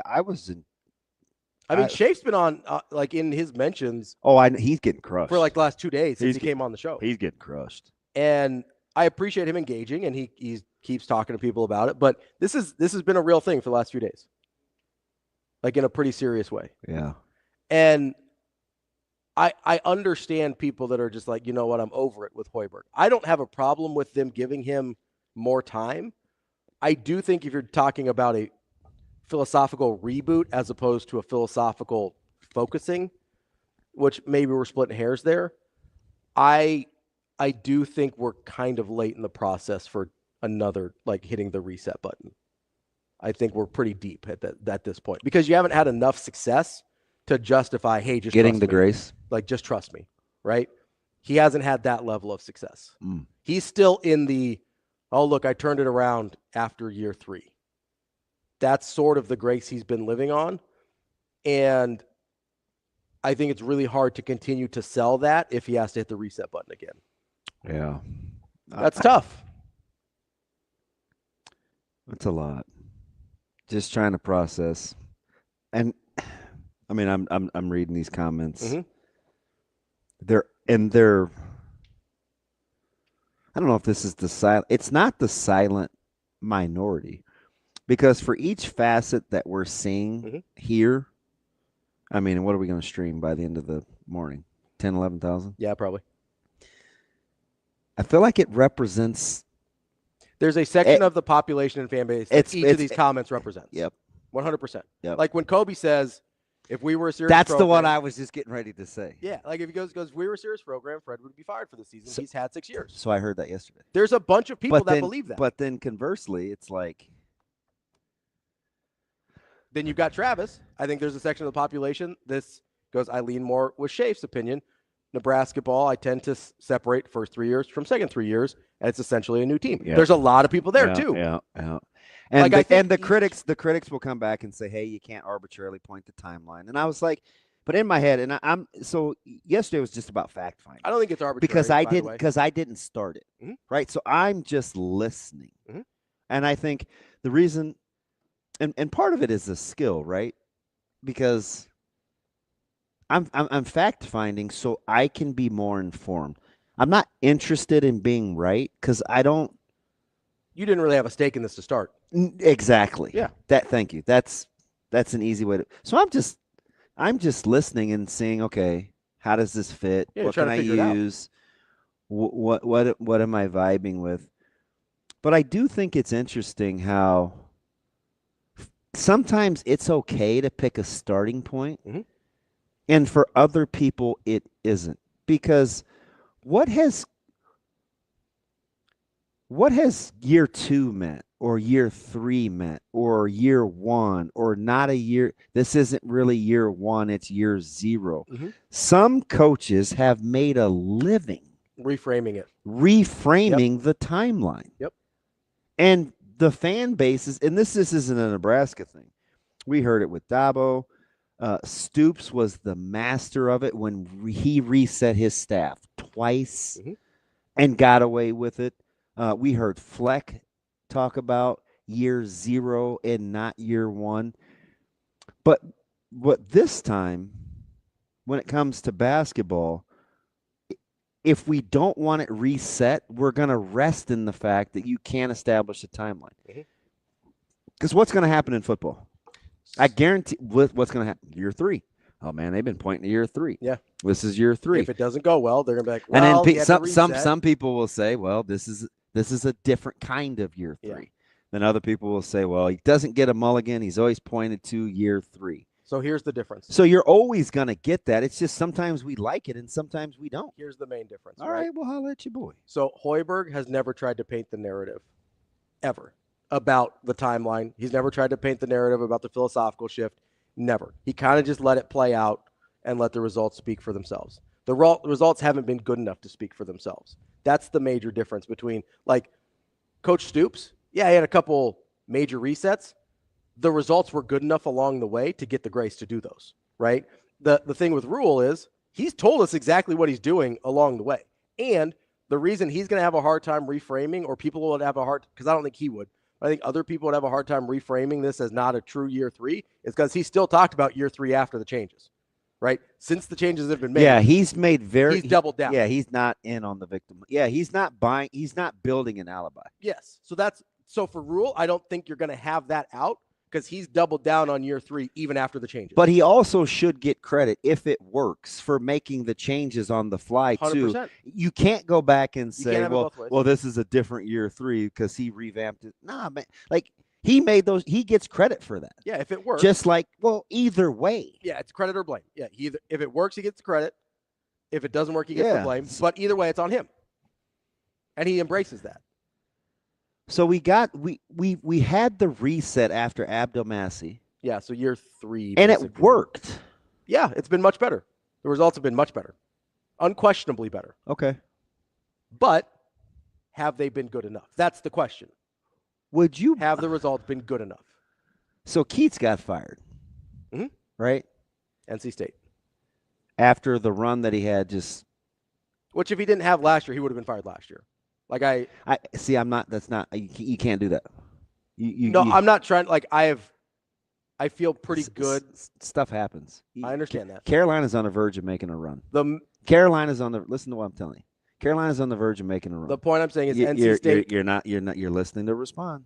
North Carolina's on the. All I want to say, NC State was prepared to fire him before the run. Listen to what I'm telling you. North Carolina's prepared to make a run. You cannot isolate a team rallying or playing well, or a coach getting ready to get a team to play well and hold it and say, yeah, but they're still the person or part of the group responsible for whatever caveat you want to throw on there.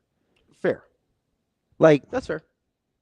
You know what I mean? You can't use it to just vilify. They get credit for it too. 100%. I'm saying I'm not surprised that they. But that's not what I'm saying, though. Okay. But what I'm saying is he's still the same person. Sure. Yes. Okay. So, and I told you this about Hubert. Mm-hmm. Short of the immaculate run 2 years ago, he's the same dude. Yeah, the run to the national championship. Yeah. As a 6th seed or whatever they were. No, they're on the verge of doing it again, right? I know how they play Wake. Mm-hmm. And then all of a sudden it's going to be, I don't know if they'll win today. I got to look at the numbers, but so they win today, they'll be in the semis. And then all of a sudden Ohio State lost, and it's like, ooh, Carolina's back in the hunt. Mm-hmm. He's still the same dude. Sure. Right? Yeah. So having all the data when you process to make informed decisions is like part of it. It just depends on if you want to validate or vindicate with what your preconceived notions are. Sure. Right? Because sometimes we just look at things to like validate our own thoughts. Mm-hmm. You have to be careful of that. So with Hoiberg, that's my point. He's the same guy that went 7 wins 2 years in a row. Didn't win double-digit games till his 4th year in the program. I do remember JG now. He did say something. I do remember that. And he's the same guy. Son of a gun. I'm sorry. No, you're fine. I was distracted. He's the same guy that had the awareness to make a philosophical change. Yep. Right? So he's the same guy in both instances. The question is that the guy you want to continue have moving forward? That he's both took him 4 years to win double-digit games, and he had the self-awareness to make the changes that were necessary. Like, is that the guy you want moving forward? The total package. Because I don't know that you can really split it up. It makes sense to in this case because there was a clear line in the sand moment. Mm-hmm. But if we're going to say, hey, they're the same guy, then he's still the same guy that made that decision in the first place, right? He's still the same guy that tried to make the Abdelmassi thing work in the first place. Yeah. So that's the real question. Is that the guy you want to continue to have running your program? And maybe more importantly, is that the type of guy that Nebraska needs to be successful? That's the real question. Mm-hmm. It's not whether or not he's a good or bad coach. He's a good coach. He's got too long of a track record. He's shown too much to say he's not a good coach. He's a good coach. Is he the right coach moving forward for Nebraska? That's the real question. Because there's other places he probably has different results, and we're not having this conversation. Right. It's the same thing with Nebraska football. Like, there's a lot of good coaches that are not good fits for Nebraska football. It wouldn't surprise me at all if Scott Frost is successful at UCF. Not even a little bit. Would not be shocked. Not a good fit for Nebraska football, obviously. There's a lot of guys like that. Weirdly, Bo, despite the fact that he got ran out because of his personality, maybe Nebraska was the only place he fit because he has a real hard time replicating success anywhere else after that. Bill Callahan, obviously not a good fit for Nebraska. Probably a football genius. We should have adjusted better to him. We really should have. That was on us. It 100% is. I feel. No, I would agree. There's a reason I bring him up. We just weren't ready. Yeah, that's just timing. The timing for him was really unfortunate. Yeah. Because if you bring a guy like Bill Callahan in with the pedigree he has. Well, now you drop him in and it would be like, ooh, fresh start. Like, we would just look at it different. The way he recruited here. Yeah. The way he viewed Nebraska in terms of what he thought was possible here. We would like Bill Callahan, even though he's a little not always the most forthcoming with media or not always the friendliest with media. We'd get over that. Mm. You think we wouldn't get over that for a place in the conference title game? Sure. And a conference offensive player of the year? Yeah. I think we'd get over how he handled the media. So let me ask you this, and we got to get out of here for a break because my brain is fried. Do you take into account Nebraska's lack of success historically on the national level when you look at what you're asking Coach Hoiberg to do? That's a very good question. I think it's harder than it sounds. I think the answer is harder than it sounds. Let's take a break here. I'm just asking. I need a minute to think about it. Let's take a break here. I mean, who's turned this program around? I mean, you really have one. I gave you two the other day, and you laughed me out of my own chair when I brought up Cipriano and Mo Iba. Let's not act like this is the old Big Eight. This is a new guy. I get it. Yeah. But I'm just giving you historical perspective. Sure. Right? Give me a minute to think about that. I want to answer the question. All right. We'll do that coming up next here on Hurrdat Sports Live. We will be back.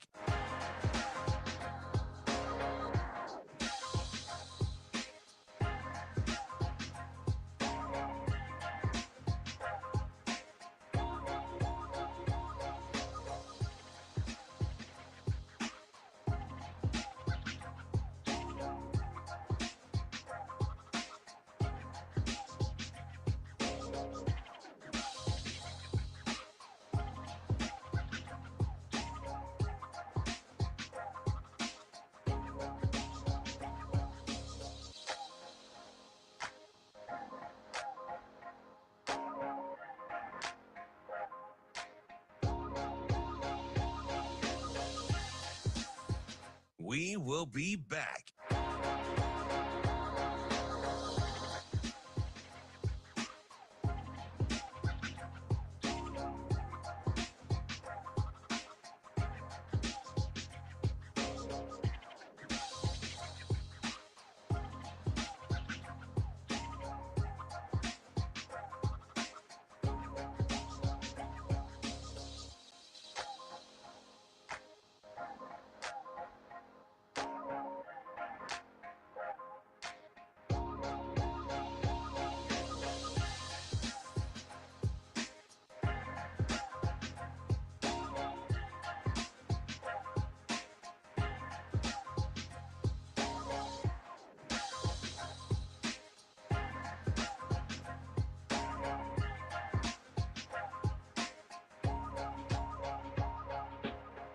We will be back.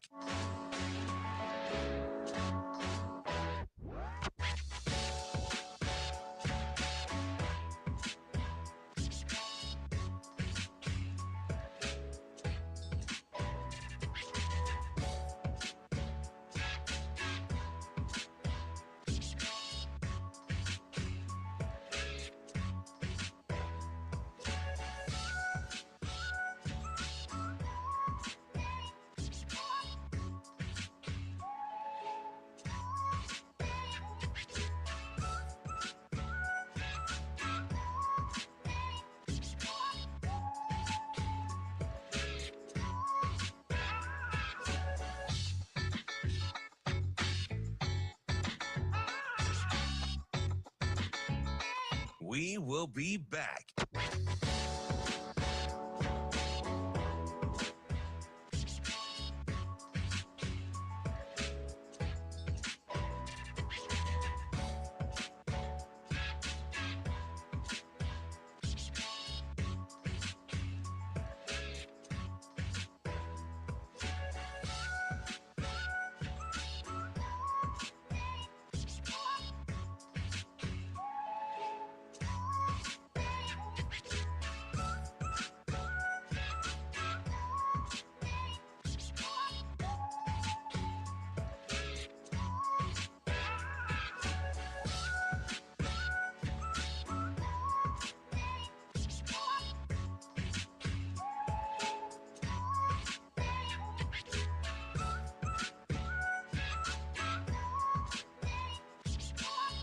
We will be back.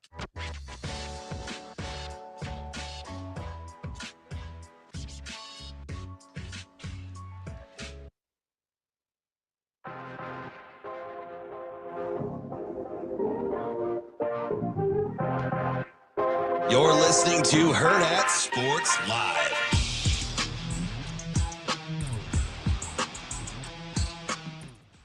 Welcome back, Hurrdat Sports Live. That's DBM Ravi Lulla here at Hurrdat Sports Bar and Grill. I know it's a little ironic that the two of us are telling people to stay focused and keep your eyes peeled, but that's what we're asking you to do when you're driving. You got one job as a driver, that is to drive. This message from the NDOT Highway Safety Office. Trying to stay focused on the question you asked me before the break, DB.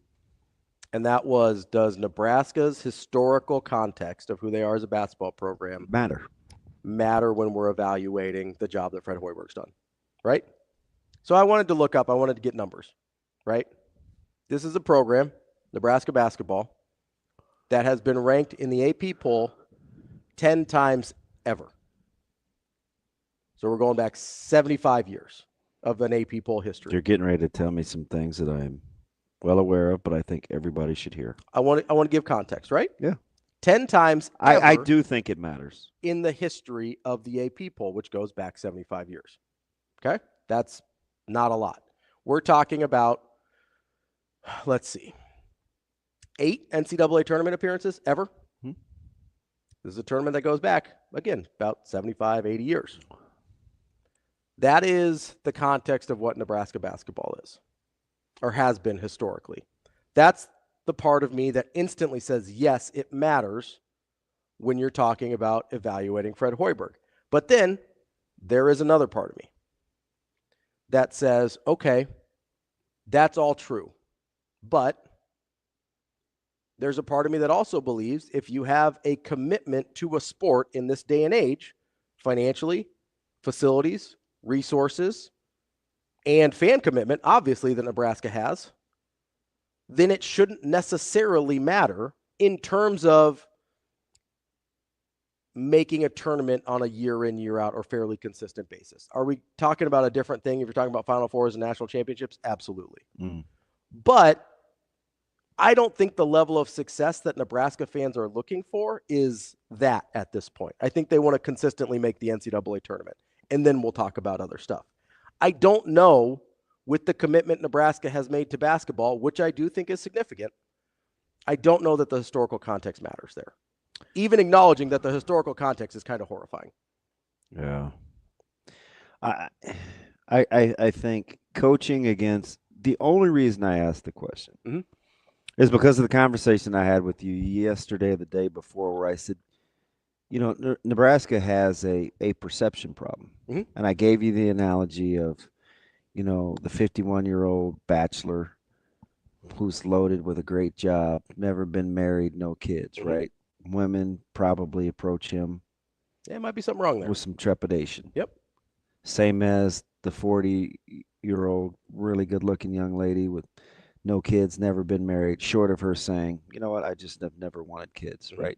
You don't divulge that. But if you don't divulge that, dudes are going to be like, what's going on there? Man, what in the world? So that's Nebraska's basketball program. 100%. You step foot on campus, you see the facilities, you see the athletic commitment, you see the fervor for the fan base.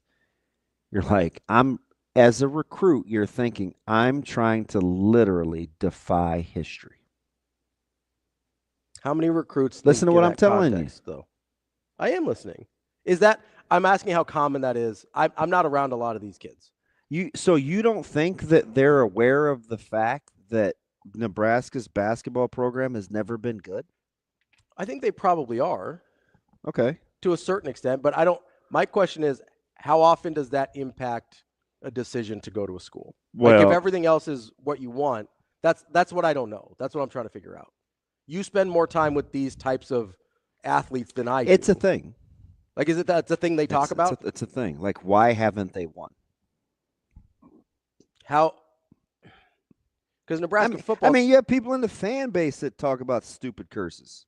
So Nebraska football is dealing with a similar perception right now. Yeah, see, I keep getting this. I'm going to have him hit me up. Okay. Hang on. I'm going to say hit us up because and I'm not going to say his name unless he calls. 888-638-4876. He knows the number. He says the financial commitment that Nebraska is making to basketball is not enough. Too many players off the No, see, that's not true. That's not true. Like, who are we talking about? He's saying like, hey, off the record, the financial commitment has not been enough. Hunter Salas wasn't coming here. He just wasn't. Right? John Tanji wasn't on the radar, really. For almost anyone. He was going to go to New Mexico. Like, he was going to go to New Mexico. Right? Like, who are we talking about? Mm-hmm. I don't know where.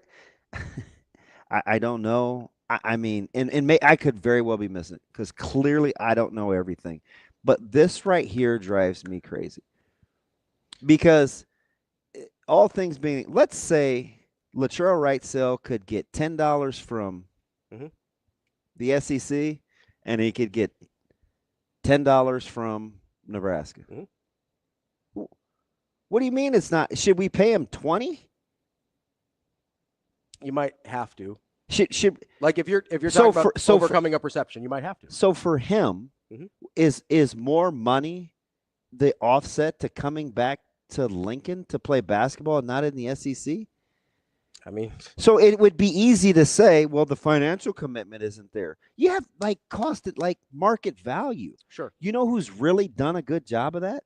Who they just won't overspend, and they haven't won either. Nebraska football. Mm-hmm. Like, where does this come from? So here's my question: is if you're trying, I'm telling you, man, that I don't know. I know a lot of these guys. So I have two questions actually. So let's say you've used Hunter as an example a couple times. Wasn't going to come here, right? No. So I'm assuming. So tell me if I'm wrong. I'm assuming. I don't know what Will Kyle's dad would say. Like, I don't know where we got this from. I'm assuming if Hunter Salas had the interest to come here, Nebraska would have found the means to pay him his market value. Without question. So that's when you're saying, hey, the financial commitment's there. Without question. But you don't want to pay Raleigh Wooster Hunter Salas money. No. Right? Nobody does. No. I don't really want to pay Raleigh Wooster money, but that's a different conversation. Like, so that's what you're talking about when you say, hey, the financial commitment's there. You don't have the interest from the players. You still have to, you have to overcome people not want to be How there. much would a good-looking girl have to be paid to date me? That's what we're talking about. Basically, yeah. How much money would you have to make? Because that's the offset, right, for in the dating world. But then if that number is exorbitant, if she's like, man, that dude's a clown, man. I need $3 million. Yeah. And my agent's like, man, $3 million? You ain't that good looking. And then the story would be, man, just didn't want to pay enough. That's what she would say. Yeah. Just didn't want to pay enough. And then somebody would be like, oh, financial commitment's not there. So that but then the truth is probably somewhere in the like, are we gonna act like? Yeah. Are we really going to act like Creighton's NIL isn't slotted for the guys that they're getting? 100%. Do you know why people gravitate towards Creighton, even though you may have a couple of guys on the high end and everybody else kind of slotted and it works? Because they win. Yeah. Because they win. But if we're talking about overcoming perception, maybe you do have to overpay. Like maybe you do have to go above and beyond because that's one of the ways you can overcome perception, right? That's what the Cleveland Browns just did with Myles Garrett. How's it worked out for them so far? Not great. Okay. But they get to keep Myles Garrett. Yeah, they ponied up to pay D-Watt too, right? Yeah. Overcome perception. Haven't had a franchise quarterback since flipping Brian Sipe, right? Can it have not worked? And I still think it was the right thing to do in terms of that happens. Making the move. That happens. Right? You cannot get the right results for the. Like maybe they chose the wrong guy, but I can appreciate they tried. I understand. You know, I do think that's one of the ways Nebraska basketball can overcome their perception is to overpay for market value. I don't know if that's how they want to do it. That might be the most linear way to do it. It's like, hey, we'll pay 150% of market value for you to come here. Yeah, I just want to know where like this game of telephone came from. Well, it's because you miss out on players. You hear what they're getting other places. You think the financial commitment wasn't there. But all things being equal, dollars being equal, Hunter Salas is going to the ACC over Nebraska. That's how it works. And what's the we got him. Shane, kill the music. Let's get to our guy Michael Severe here. He I'm assuming that's the guy who texted you. I don't know. I don't know if that was the guy or not. What's going on, bud? That's my dude. What's up, buddy? Hey, what's happening? How you guys doing? You ding dong. We're just chilling. What? You dropped the match and then you're like, "Hey, what's going on?" Now what's going on? Look, man, I've been fired up ever since my buddy Matt Rule dropped one of my favorite lines about winning is 100% everything, and I'm like, that's right. Don't be placating these fools. Tell them exactly what it is. It's about winning, and that's the only thing. You don't like that we're having alternative uniforms? Too bad. You don't like that we're painting the end zones? Too bad. You don't like that we're not? Too bad. Hey, listen. I'm excited. I've been excited all week. Hey, see, this is why I love you, because you can take my level of snark and vitriol. It is truly like brothers. Listen, watch this dude roll out in like all red uniforms against Houston Christian and then have media talk about jinx and fighting. Broke the curse of the alternate uniforms.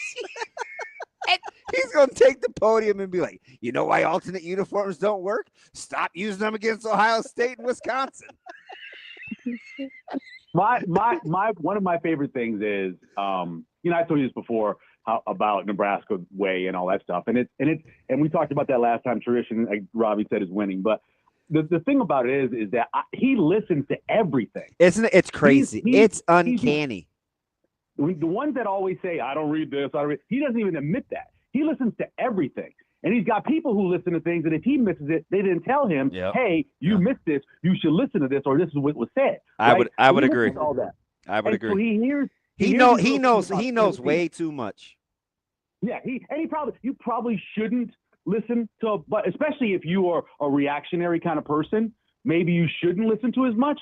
But and we know this. We both, all of us have been in radio for a while, been in media. There's just times you just can't listen to the outside people. You just got to go with what your gut is, right? Yeah. You got to go with what you know. Yeah. You know, I was always that way about the draft. I may get a guy wrong, but I'm going to go based off of what I think. Mm-hmm. You know, I'm not going to listen to anybody else. That's me. You listen. You know who you're talking to. I'm riding with. Yeah. What's my go-to line? I trust me.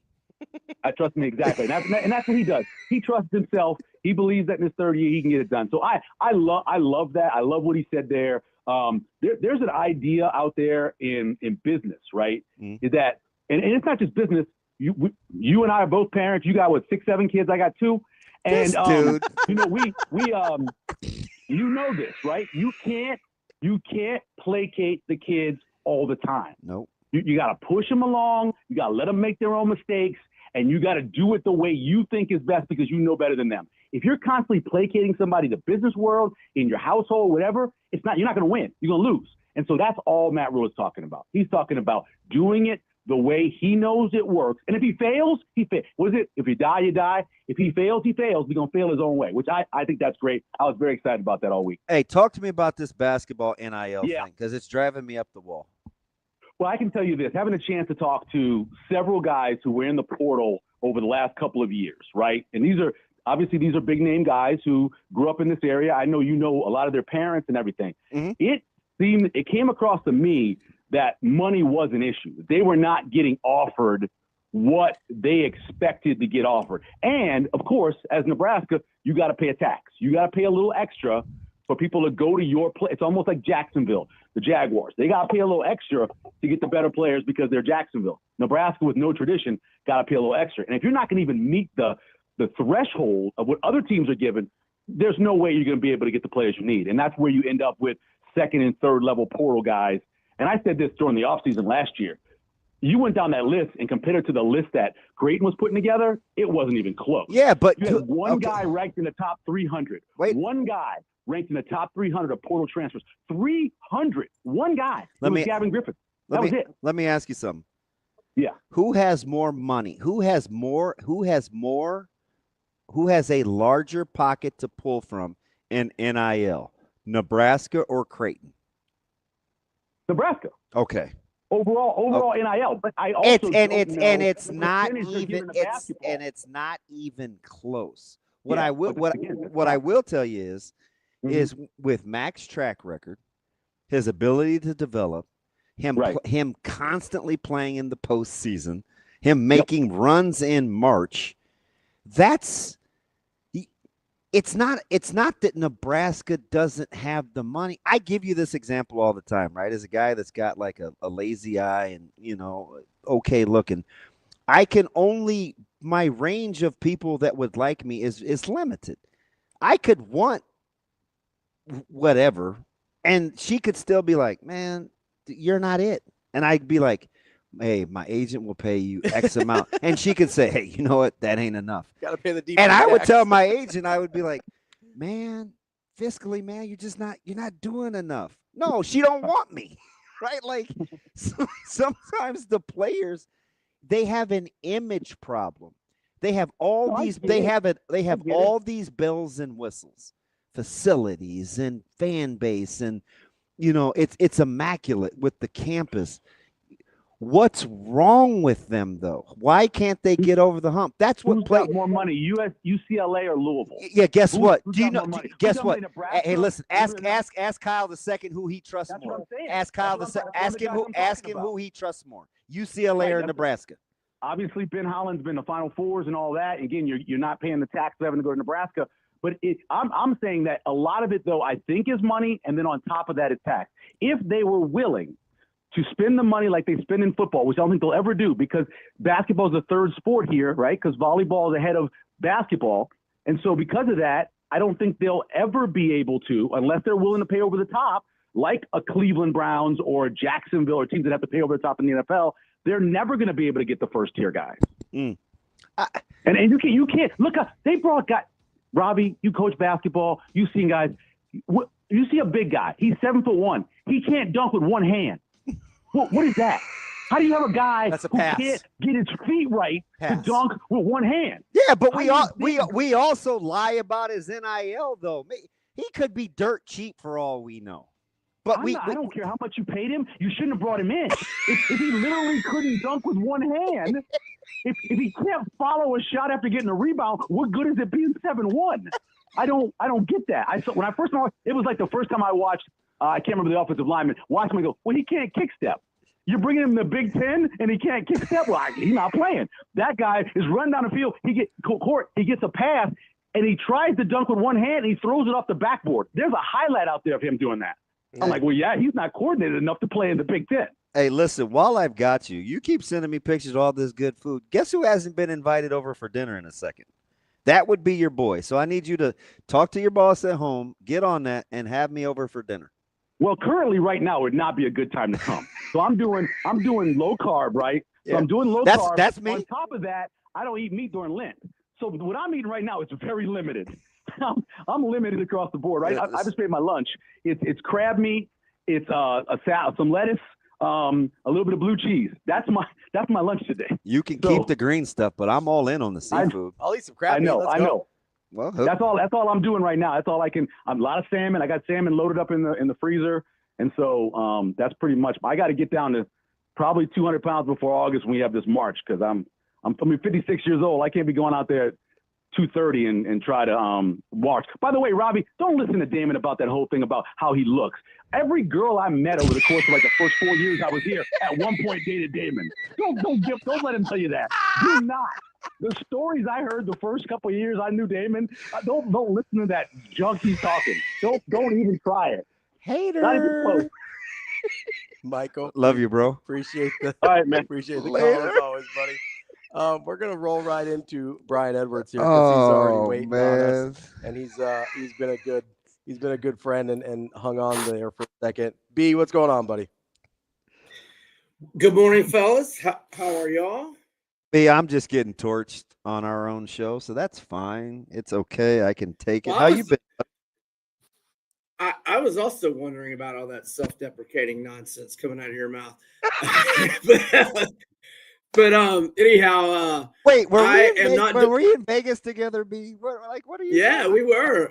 That was UFC 200, wasn't it? I was just trying not to put you on blast or anything, but you know.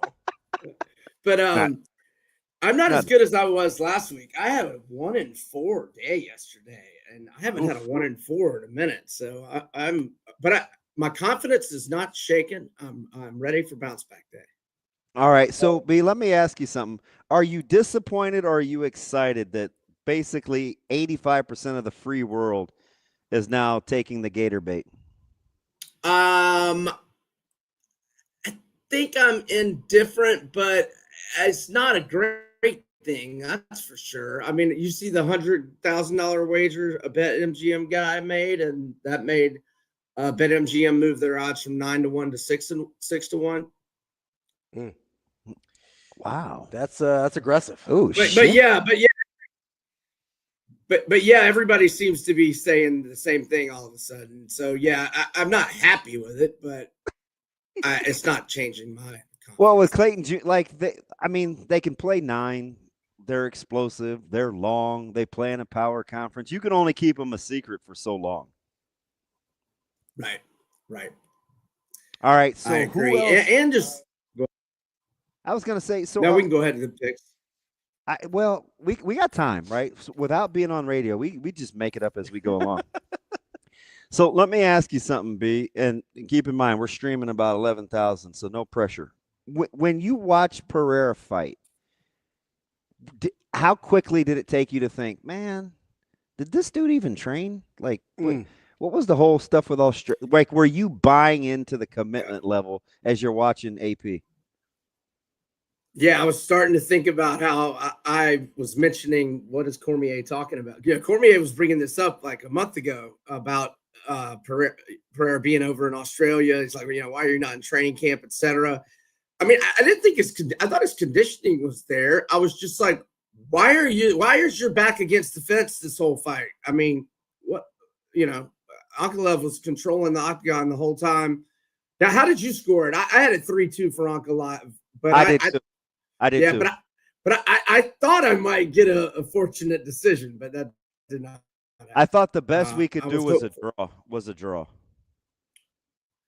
One of the guys at MMA Decisions had it a draw. 11 of them had it for Ankalaev, and 8 had it for Pereira.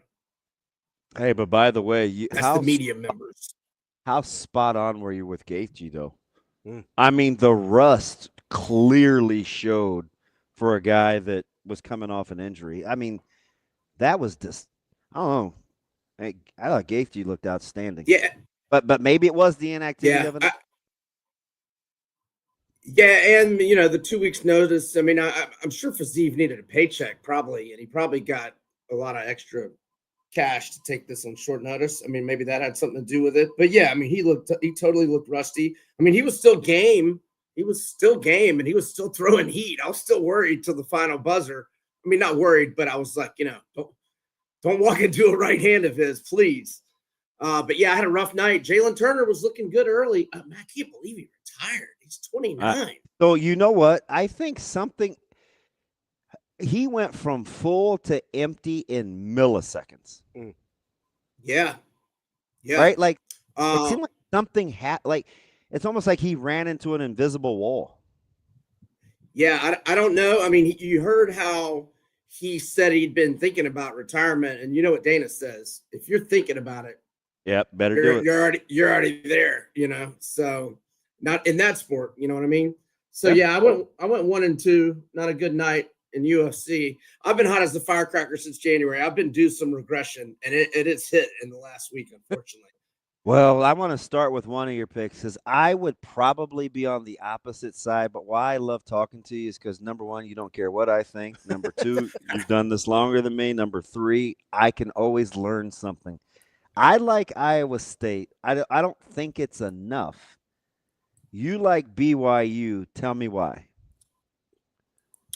Okay, well, now the Gilbert status for Iowa State has something to do with that, and I don't think we've gotten a final word, or I haven't looked at the couple of injury sites I look at. I have not looked in the last hour, but Keyshawn Gilbert is one of Iowa State's best players. Okay, I'm sorry. He did play yesterday, but only 11 minutes. This is a guy who averages 13.8 points per game, 4.2 assists, 3.6 rebounds, 1.8 steals. And that's with those stats getting dragged down over the last month because he had several games where he was playing banged up, didn't play many minutes. I mean, he's probably their second or third best player. So, I mean, I just don't think he's healthy. So that has something to do with it. And now I know this gives Iowa State the revenge angle, but it's hard to win in Ames. And BYU just went into Ames and won, 9 days ago. And BYU is not playing on a back-to-back today, whereas Iowa State is. And BYU has not lost since February 8th. So that is 1, 2, 3, 4, 5, 6. They've won 8 in a row. You know what's funny about this? Like, I'm a closet fan. I've probably been on BYU for about 3 or 4 weeks. Ever since I watched them blow out KU, I was like, fudge, man, that's kind of that quality one I wanted to see them get. Like, they're capable too. And I'm actually, Brian, if they're an 8 or 9, BYU is built. They're built for the long haul, though. They're long, they can shoot it, and they make their goddamn free throws. And I like their coach a lot, and I like their alpha dog a lot. I'm looking at Lunardi, he's got him a 5 seed right now, playing Liberty, a 12 seed, and Maryland if form holds in the round of 32, and that's Duke's region. If a 1 seed in the Sweet 16. So let's get into some of your picks here. B, you've got, man, I'm very interested in this Arkansas John Calipari line because it's moved a little bit. Was 3.5, now it's up to 4.5 against Ole Miss. What are you thinking there? Wait, time out. Can we talk about what Calipari did yesterday? If you guys weren't watching, did you see what that dumbass did? So in our group text, they were freaking out. In my dumb butt B, I was like, "This is exactly what I said. I'm not even gonna fake." I was like, well, I was kind of watching it live real time, and it seemed like he was mad after the foul. Maybe he was just covering for his player in the presser. That was grade A, certifiable, if he's being honest. That was he's not covering for the player. Janelle Davis is not just going to is not going to. Listen, you're good, man. I caught myself, didn't I? I caught myself, didn't I? No, we're good. Like, you can say whatever you want to. Like, we got guys on here now that it's just a free license. Like, now that we're our own entity, people just have at it, man. You're digital only. It's a free for all. You want to drop F-bombs? You can drop it. So, I mean, it's a brilliant move if you're up by 1 or 2 and there's like 2.5 seconds or left and the other team doesn't have a timeout. I'm all for, I've always said that. You hit it off the backboard, make sure it hits the rim and make them make a 70-footer to beat you. But when you're up 3, you go up 4 and it doesn't matter. And the line, okay, I had it at 3. I don't know if you guys were involved in that game. So, how about, go ahead. No, I was going to say, we saw the same bad philosophy with DePaul and Georgetown where they intentionally fouled. There's 12 seconds on the clock. It's like, what are you guys doing? Yeah, I missed that one. But yeah, he makes it off the backboard to make it 4. But the line had moved up to 4.5 before game time. So I'm sure some Arkansas backers lost, which they never should have been in that situation to begin with. Anyway, back to Arkansas today. Yes, I like Arkansas. So they lost 73-66 at home to Ole Miss back on January 8th. They're a lot better right now. They've won 3 in a row. They've run 8 of 12 since the start of February. They're 8-3-1 against the spread during that 12-game stretch. But 8-3-1 does not do it justice. They that's counting a loss yesterday when the overnight line or the day before the line was 2.5, 3. So I was on it at 3, so it was a winner for me. And then when they lost by 8 at A&M as a 7.5 point dog, that line was 8.5 overnight and the morning of. So a lot of people backing Arkansas won in that game as well. And then another of the non-covers was winning by 1 as a 1.5 point favorite to Mississippi State last Saturday. So the point is Arkansas is playing really good, especially against the number. And as an underdog, they're 5-2 against the spread with 3 outright wins in their last 7. But that's also counting the A&M game as a loss, which should have been a win. So it's really 6-1 in my mind. But here's the big thing. Ole Miss has lost 4 of its last 6, losing by double digits 3 times. And they're mired in a 2-10-1 against the spread slump. So I like Arkansas plus 4.5. And for less, I got some plus 170 money line. Woo pig today. Please. Need it. That's our guy. All right, we got one more. I want to talk Boise too. Let's go Boise State. Let's talk. Yeah, bounce back mode. They had a 9-point lead mid-second half to Colorado State. I know that urgency does not mean success, and San Diego State's in Joey Brackett's last 4 ends, so they need it as well. But I know Boise has been great at home, not good on the road. But this is neutral. They've been pretty good in Vegas in the tournaments the last few years. And I just like Boise. I don't like how San Diego State has played lately. They have won 3 of 5, but 2-3 against the spread. I go Leon Rice here. I like Boise. And my next favorite is Texas A&M over 139. And I'm also on Oregon minus 1.5 or 2. That's our guy, Brian Edwards, Vegas Insider Major Wager. Beat, we appreciate it as always. We'll talk to you next week. Thanks, fellas. See ya. Thanks, B. We'll be back in just a minute with Michael Brunson, Husker 24/7 here on Hurrdat Sports Live.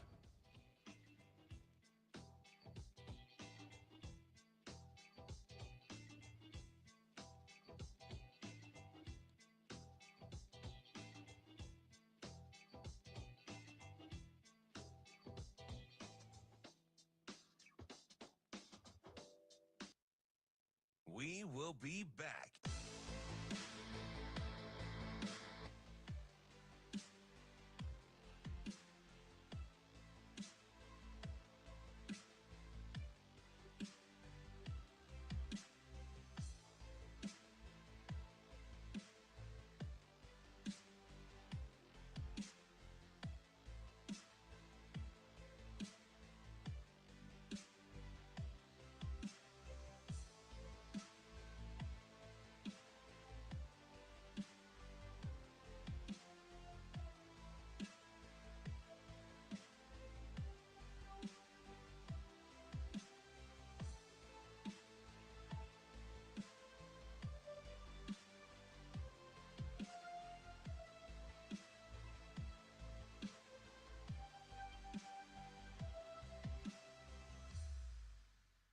We will be back.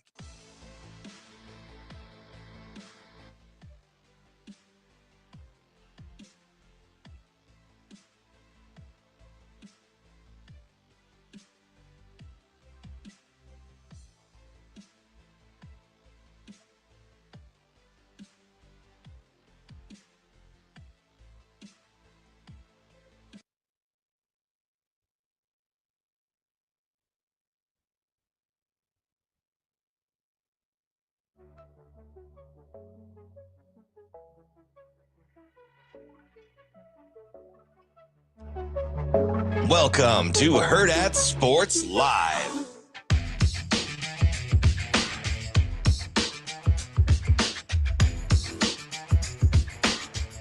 Kicking off hour number 3 here on Hurrdat Sports Live, presented by Centris Federal Credit Union. That's DBM Ravi Lulla. We are joined now by Kerry Miller. He covers college basketball for Bleacher Report and is co-host of the Unnamed Bracketology podcast. Kerry, how are you this morning? Hey, I'm doing all right. I think the coffee's kicking in. I've recovered from the Big Sky Championship last night. I thought we've talked so long. I almost dropped a KJ on you, but I feel like since we haven't met, I better not. But Kerry, I will start here. Just when you're watching the kind of the level of play, and I get it. It's the conference tournaments, and there's a ton of scout and in a new venue, and you've had 32 games from each of these other teams respectively, but where would you put the level of play right now as you're kind of watching these conference tournaments relative to what you saw in the regular season? I mean, you see the desperation for sure. I mean, more so in these smaller leagues where you absolutely must win to get into the tournament, but yeah, I think you're seeing just more passion, more urgency, and sometimes that leads to more sloppiness and more fouls. But I'm enjoying the games, that's for darn sure. Yeah. I think the one thing I have noticed is we're seeing a lot of referees trying to rein in the passion. I've seen so many, technical fouls for guys, celebrating hitting a three and saying a little something on the way back down the court. Like, let them play. These are important games, and you're potentially hurting them with these technical fouls, man. So, Kerry, as you're watching, weird. It is super weird, and I'm not a huge fan of it either. But as you're watching these tournaments, whether it's the mid majors wrapping up over the last couple days and in the past weekend, or these major conference tournaments getting started the last couple days, what stuck out to you the most in terms of what types of teams are doing well right now? Yeah. That's a good question. I mean, they always say defense wins championships, right? I mean, in a single elimination tournament, you can go cold on offense, but your defense is going to show up. And we haven't really seen those types of teams playing yet. Right, Duke, Houston, the top of the SEC, they haven't played. Michigan State, I don't believe has played yet either. So we haven't really seen any title contenders take the floor. These are mostly bubble teams out here the past few days, and your other mid-major darlings like Drake and Gonzaga and St. Mary's and whatnot. But yeah, I think we're just seeing a lot of really teams that are focused on that defensive end of the floor. I think we've seen it so many times over the years that you got to be good on that end of the floor to win 3 games in 3 days or whatever it is. Bid Steelers were waiting with a bated breath watching Air Force and UNLV last night. UNLV is a team that you're kind of describing. I know they're a little off the radar, but they defend behind the arc really well. Air Force wants to shoot threes. They were behind early, and you kind of just saw them hunker down defensively to kind of claw back into that one and pull away at the end. It seems like it's conference specific, but can that be a thing in March where your ability to get stops can be a separator? Yeah, I mean that's massive. We saw certainly Chris Beard teams over the years when he was at Arkansas Little Rock originally, then went to Texas Tech. He was no longer on the staff when they made the Elite Eight at Texas a couple of years ago, but still had his blueprint in them. And yeah, if you have those impact defenses, right? If you can force turnovers that lead to runouts, that's like having free points in your back pocket. So yeah, we definitely. I think maybe it was Virginia what Tony Bennett did with that team. Even before they won a title in 2019. You really saw what that can do if you play sound defense. Don't allow second chance opportunities. Don't allow those runouts to happen on your end of the floor. Like that, those fundamentals are huge because it is often just one careless mistake that can lead to your elimination. All right, I'm going to give you 2 teams, but I want to start with the consensus one and Duke. Have you seen enough from them? The metrics love them, especially defensively, and I get it. The ACC is awful. I get that too. Have you seen enough of Duke outside of what you feel about the ACC conference to forecast how portable what they do defensively is going to be here in the next handful of weeks.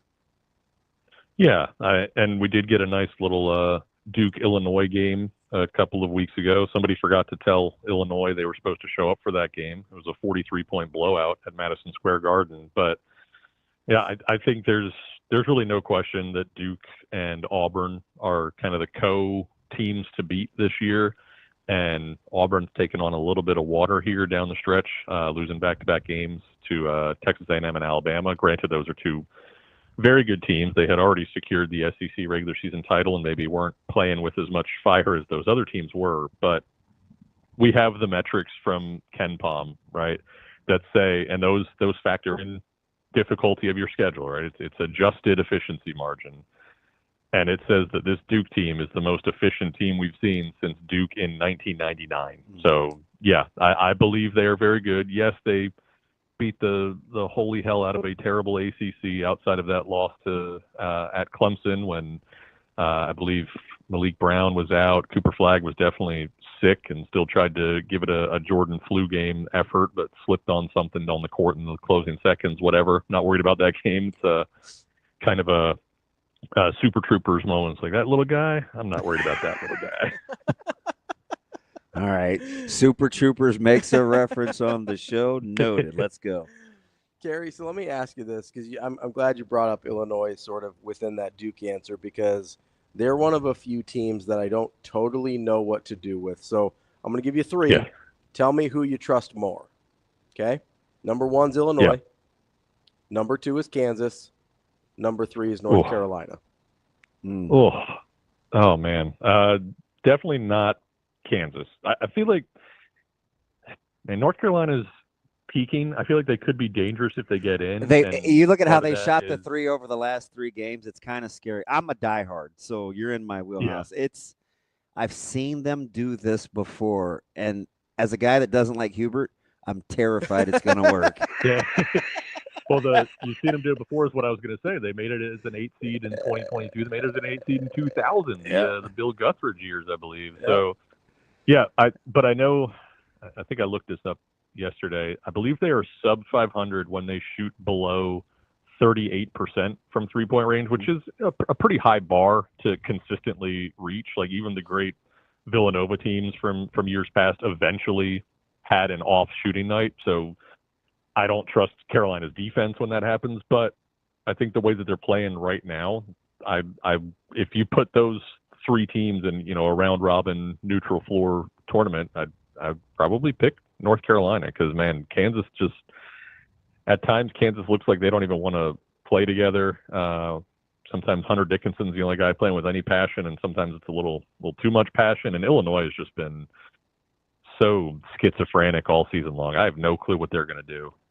So Kerry, that was my question. What's wrong with Illinois? Because they've got at least a few guys that are really, really talented and that I, on certain nights, like a lot, but they play a lot of very bad basketball. Yeah. Tomislav Ivic was hurt for a bit, or maybe he had mono. Kasper Shakachonis got hurt for a bit.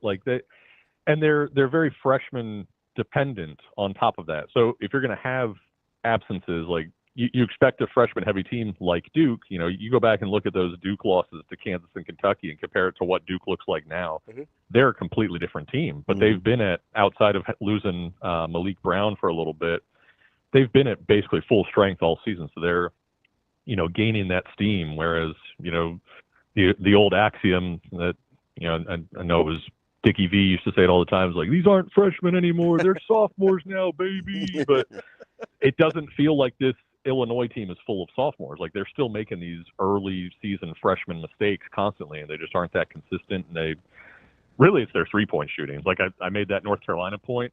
I think Illinois is like 17-2 when shooting 27% from 3-point range. And that's not a big ask. You should be able to do that in more than 18 games. Especially when you're going to shoot high 30s, low 40s in terms of volume. Exactly. Yeah, they're just throwing it up and no matter what, and they kind of live and die by that. Kerry, let me ask you about the second wave, the Houstons, the Michigan States, the for some St. John's, Tennessee. Mm-hmm. I would assume Houston is the closest to the top 4, but of the next wave, who do you like and why?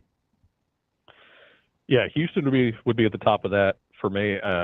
Florida, I think, is very, very good. Those Duke, Auburn, Houston, Florida are my projected 1 seeds, but I also think they are the 4 best teams out there. I think, Alabama has some warts with its defense, its own turnover committing issues. I think if they run into a really scrappy team, whatever this year's press Virginia or Havoc VCU team, if they run into that team, they could get run out of the gym.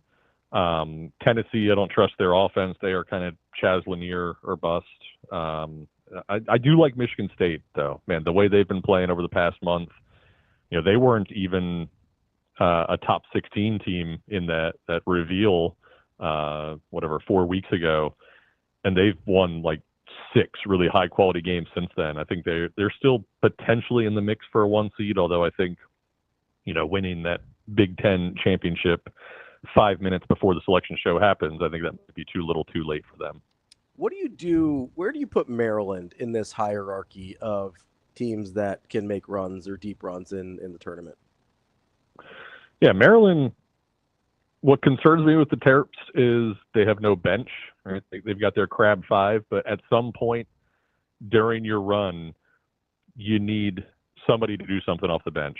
I don't think we've ever seen a team really go this far without, I think back to the Duke team in 2015, right? They kicked Rashid Suleiman off the team, and they were kind of just a 7-man team at that point. But, man, Grayson Allen came off the bench and gave them a massive game in the Final Four. I forget who their backup big man was then, but he had a big, second round or Sweet 16 game or something.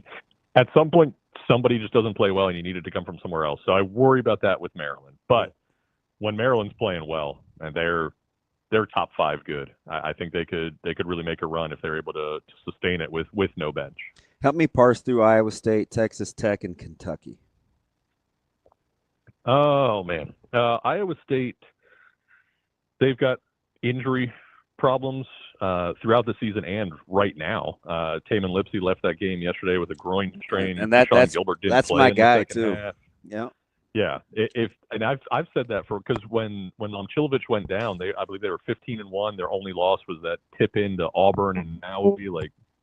I thought they were legitimately one of the 3 or 4 best teams in the country, and then they were without Momcilovic. Then they didn't have Kilbert, and they didn't have Curtis Jones for a little bit. All season long, I was like, man, if they just get healthy again, and here we are, it's mid-March, and they're not healthy. So I don't know that I have really much faith in Iowa State making a run. But Kentucky, I think, is prone for another early upset. I mean, it's not Calipari anymore, but they could have another Oakland, another St. Peter's coming their way because they are just so 3-point reliant. It doesn't seem like they can ever just consistently win consecutive games. So I worry about them making any sort of run too. I think, what was the other team you said? Texas Tech. Texas I think Tech, of the 3, I would have the most faith in them. They're kind of flying under the radar for a team that the metrics kind of seem to like. Yeah, I mean, they've been, even early in the year, right, they did nothing in non-conference play. When Big 12 play started, I did not have Texas Tech projected to make the field, and now they're right knocking on the door of a 2 seed because they won at Houston, which is crazy. They won at BYU. Granted, that was before BYU just started playing with all sorts of fire over the last month. But yeah, that's a really good team. It's not the team from 6-7 years ago that's going to beat you with forcing turnovers and just physically destroying you. But man, JT Toppin is legit first team All-American type player, and for a while it felt like Darion Williams, Chance McMillian could be those caliber players as well. So I think when they're doing their thing, man, they can cook.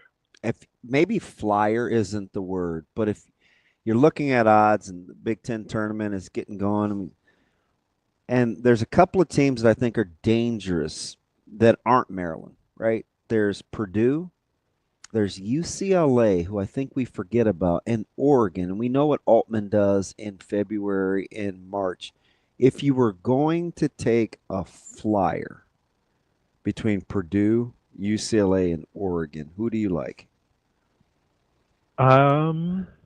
It would not be Purdue because of the same depth question I have with Maryland. They have even less depth. They're basically a three-man team. Although offensively, when they're going, man, are they pretty.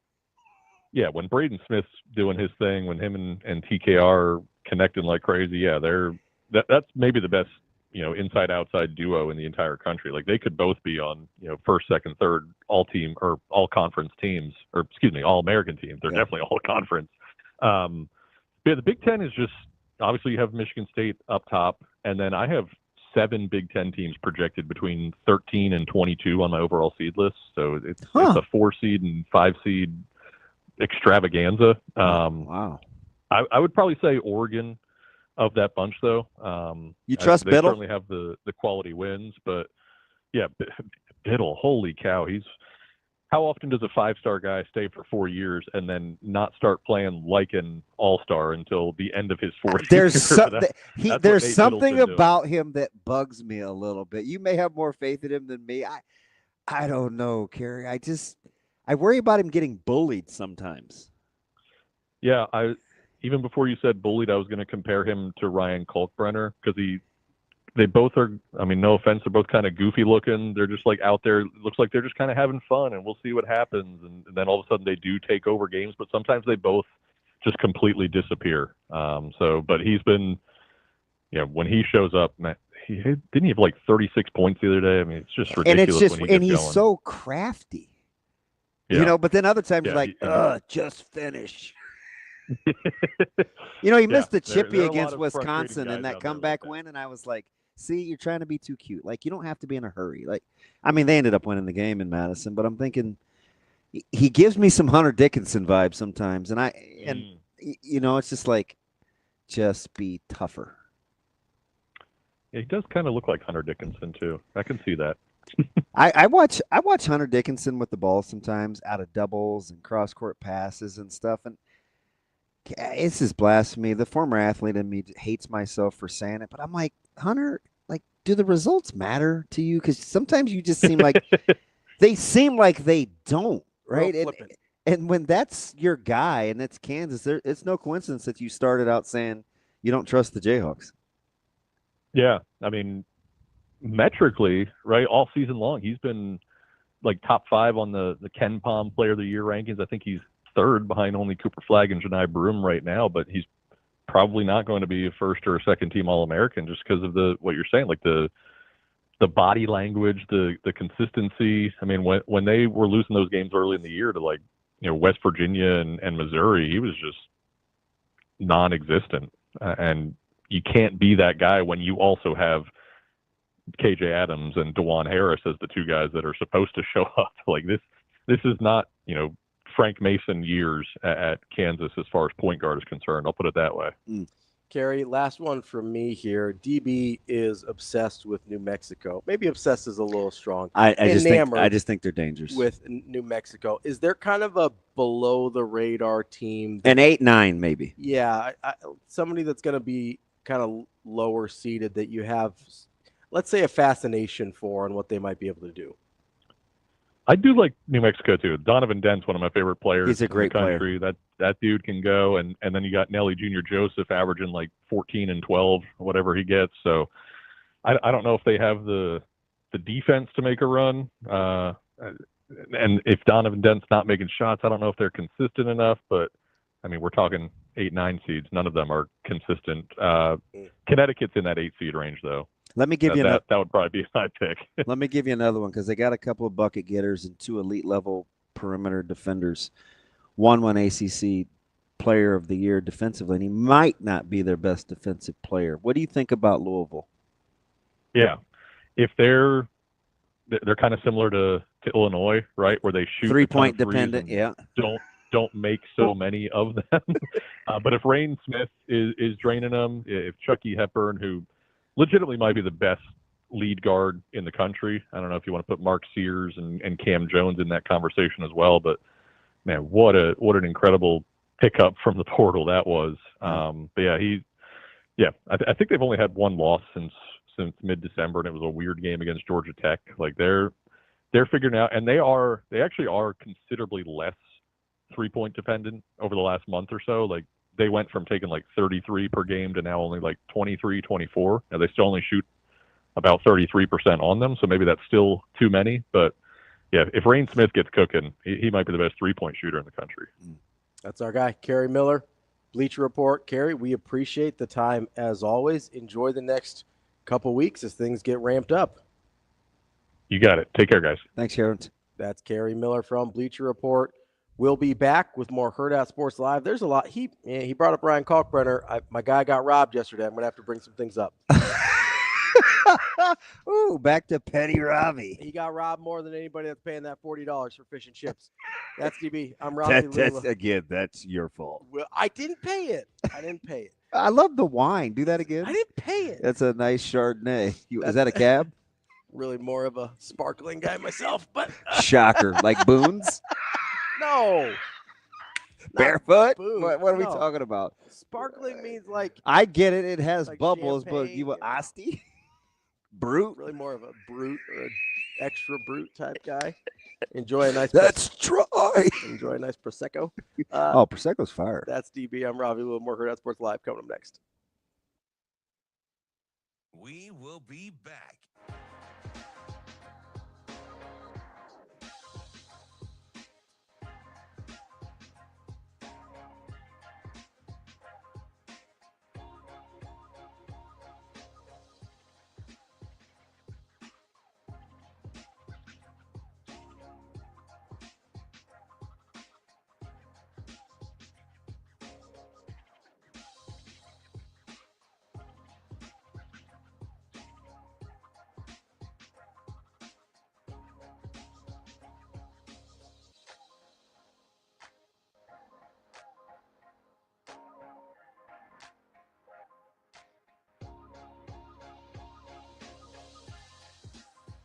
We will be back.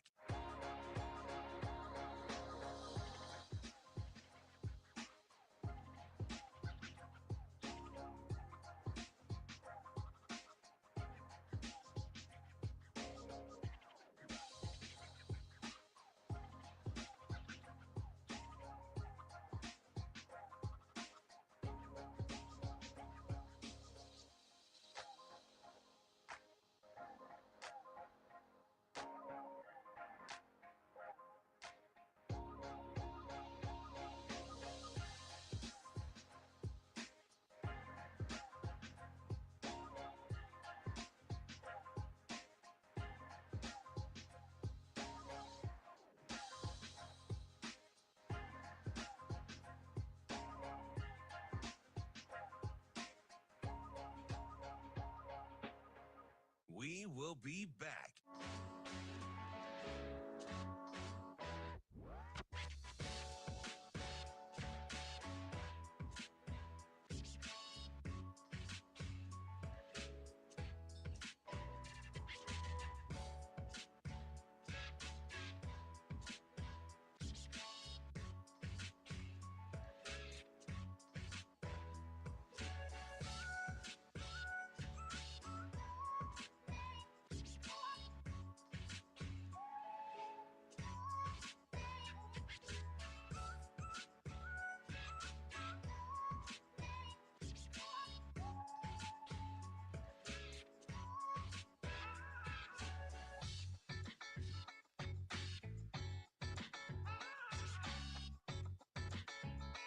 We will be back.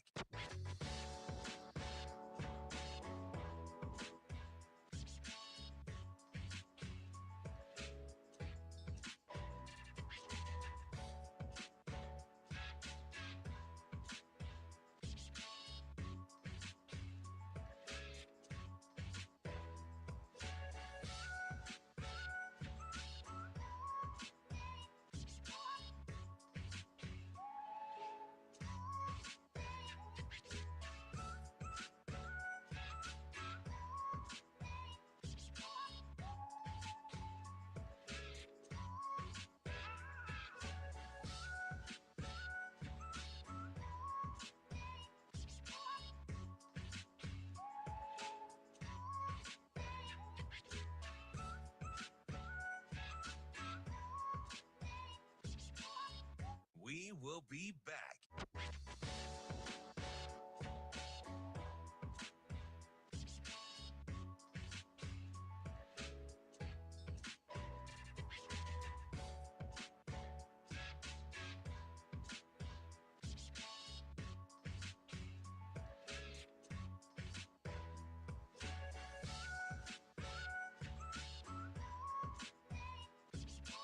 We will be back.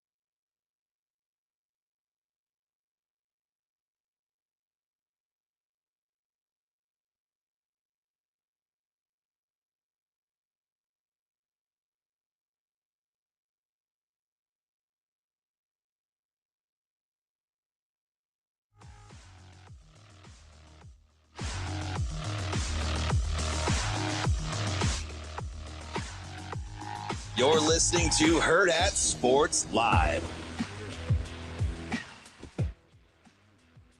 Welcome back, Hurrdat Sports Live, presented by Centris Federal Credit Union. That's DB. I'm Ravi Lulla, reminding you that at Centris, they've got all the products and services you need to offer. But more importantly than that, it doesn't matter what all products and services they have if you don't have the financial education to make those things work for you. That's why Centris has partnered with Green Path Financial Wellness to provide free personalized financial counseling services to their members. Get over to centrisfcu.org to find out more, because this is a great resource they are providing for their members. Because not only do they have the products and services they need to get you on the right path financially, they've got a partnership with Green Path to help educate you as well. It's centrisfcu.org, federally insured by NCUA. DB. Yes. There was some education that needed to be done with the Big East voters yesterday. Oh, man, you mad? I am mad. You know why? Wait. Why are you yelling? I'm sorry. That's okay. Crazy Ravi's funny, Ravi. So here's the problem. Lord knows you're a wackadoodle. Well, that's accurate. I'm not going to fight you on that even a little bit. Here's the problem. RJ Lewis wins Big East Player of the Year. Yeah. RJ Lewis, mostly an offensive player. That's not true. Is he a better defender than Ryan Kalkbrenner? See, who are you talking to? That's not going to get me. Well, I'm asking. Here's I'm here's asking the thing. Let's just know. You're not moving. No. I'm asking the question. No, man. No, too well schooled for that. All right, what do we got? What was the initial comment? I shouldn't have called him a one-way player. Yeah, he's a very good defender. Let me rewind. Okay. The same voters Yeah. told me that Ryan Kalkbrenner is a better defender, correct? Yeah, but I'm gonna tell you why I think he didn't get it. Why is that? Because he had won it too many times in a row, and St. John's was the best team in the league. No, Ryan Kalkbrenner hadn't won any Player of the Years. He won Defensive Player of the Year. Here's what I'm saying. You wanted to share the wealth of the awards. That's dumb. Okay. He's the best player in the league. That's dumb. You think Ryan Kalkbrenner is the best player in the league? I do. Because the voters, listen, I think he's the best defender in the league, and the voters supported that. They've supported that for 4 straight years. And he was close to winning Player of the Year, so you think offense matters too? Offense obviously matters, just Player of the Year, taking the whole picture. Yeah, I don't know. You know what? He's better offensively than RJ Lewis. Normally, I'm riding with you. He's better offensively than RJ Lewis. I'm not ready to make the case that he's the best player in the league. I will say he's, without question, the most important player in the league. Okay. He's definitely the most important player in the league. We agree there. I give a little pause. Well, so do you think RJ Lewis is the best player in the league? No. Who is? Boy, that's tough. I mean, are we going two-way? I mean, if we're going overall player, I would like to consider half of the game. Yes, I would like to consider both halves of the game. I don't know, man. If Villanova wins more games, you're not having this conversation. For Pascal? Pascal. Sorry. Dixon. Yeah. I had this weird flash. I was like, why did you rewind? I had this. What, are we in a time warp? Yes. What, we in a time warp? I feel like I got hit with a taser. I don't know what happened. Your boy coming back? You missed Suits? Yeah, hit with a $40 Yeah, fish you and missed chips. you missed Sharp Suits. He's in studio. I mean, you want Jay Wright back? Yeah, I do. I do miss Jay Wright. My man said Pascal. Did you see the look on my? That was a Ravi look. It was. I was like, wait, what happened there? Yes, Dixon. Sorry. At least tell me they wore the same number or something. I don't know. I know what you don't like about St. John. Well, I just don't like how they play. And it's a sum of the parts. Well, that's not what I don't like about them. That's what I don't like about giving one of their guys. That's what I'm. Okay. That's what I'm saying. Okay, like sure. because they're a sum of their parts, Yeah. the singling out of one individual Doesn't make any sense. Yeah, doesn't make any sense. Giving Patino Coach of the Year makes a ton of sense. I don't have a problem with that. Even though Mac did a great job, maybe his best coaching job at Creighton, I don't have a problem with that's the case I thought you would make. Because I think if you give Coach of the Year to anybody, you give it to Mac. It is by far and away the best coaching job in the conference. Better than Patino's. I would agree. Better than Patino's. I would agree. But again, we were talking earlier with the history of programs in Nebraska. It's been 30-plus years since St. John's has been this. It was weird voting because if Villanova wins more games, Dixon's your player of the year. 100%. 100%. You're right. I don't have an issue with that. But they didn't win enough games. That's my hesitation on freely just saying Kalkbrenner. I do think Kalkbrenner is the best player in the conference still, even over Dixon. But if you want to make an argument for Dixon, I'll hear it. You can't make an argument for R.J. Lewis being better than Ryan Kalkbrenner. You can't do it. I wouldn't really try. Because Kalkbrenner's better defensively, and guess what? He's better offensively too. Certainly more impactful. And, I mean, just look at it. Numbers-wise, he's better offensively. He averaged more points per game. He was more efficient. I don't know. He's more impactful. He's more important to his team. I don't know what else you want from a guy. If those are the two candidates, and it appears that was the case, because you're right, Villanova didn't win enough for. Apparently, I just don't know though. Eric, Pascal, Dixon, Siakam. That was a strange. Yeah, I pull. felt like I had a stroke. I don't know what happened. Oh, that's not funny. Well, Sometimes I feel like I am too. I don't know what happened. Like my circulation sucks. Felt like my brain did a weird thing there. And I start tapping on the top of my head. I'm like, go away, headache. I think you might need to see somebody for that. Mm-mm. No? Okay. Not a chance. I'm just saying, even in conference, because that's what the award technically is, right? It's for in-conference play. Yeah. Even in conference. Ryan Kalkbrenner, 1.5 more per game than R.J. Lewis, more efficient than R.J. Lewis. I don't know what you want from Ryan Kalkbrenner except for to be on the first-place team. Like, is that all it is? Like, hey, best player, best team? I don't know. I mean, because that's a dumb way to go about awards. It's stupid. It's a stupid way to go about awards. You get so. Hey, should Cooper Flagg should he have won Defensive Player of the Year in the ACC? I probably don't watch enough other ACC. So they have the best defensive metrics. Yep. They're the best defensive team. Yeah. And he's the best defensive player on that team. I mean, sure. And you know what I heard on all the talking head shows? You can't win everything. And listen. Yeah, you can. If you're the best player, you should win everything. And believe me, I'm as big a Chucky. I'm as big a Chucky Hepburn fan as anybody in the continental U.S. Yeah. Outside of his family. Yeah. And I get it. You don't have to spread the awards around. That's not how it works. I love when I know. If the player's the best guy, give him the stuff. Nobody was like when Doug McDermott won all the National Player of the Year awards. Nobody was like, "Oh, we can't give him the Naismith. He's won too many." That's dumb. Yeah, but he was clearly the best player in the country. And I'm telling you, Ryan Kalkbrenner is clearly better than R.J. Lewis. I just don't think so. He's clearly better than R.J. Lewis. He's better than Lewis, but that's the discussion we're having because Dixon wasn't. I don't know. I don't know about that. He is. He's better than Lewis, and he's more important to the team than Lewis. Well, it's not most valuable. We don't know what it is. It's most outstanding. That doesn't mean anything. Most outstanding is just like a thing. What? They use these. I can't even go in on you all and I want to because I know you're emotional. So I'm just entertained right now. I just want you to do this again. Like, what is that? It's not a thing. Wow. I hope that becomes a GIF. Outstanding is just this word. Or a meme. It's just this word that they use. He's like got this pretty comb over. He's this cockpit diesel dude. He's like, do that again. It's not a thing. Wow. Okay. It's just this word. I'm gonna need you to summa down. It's just this Donna Summers.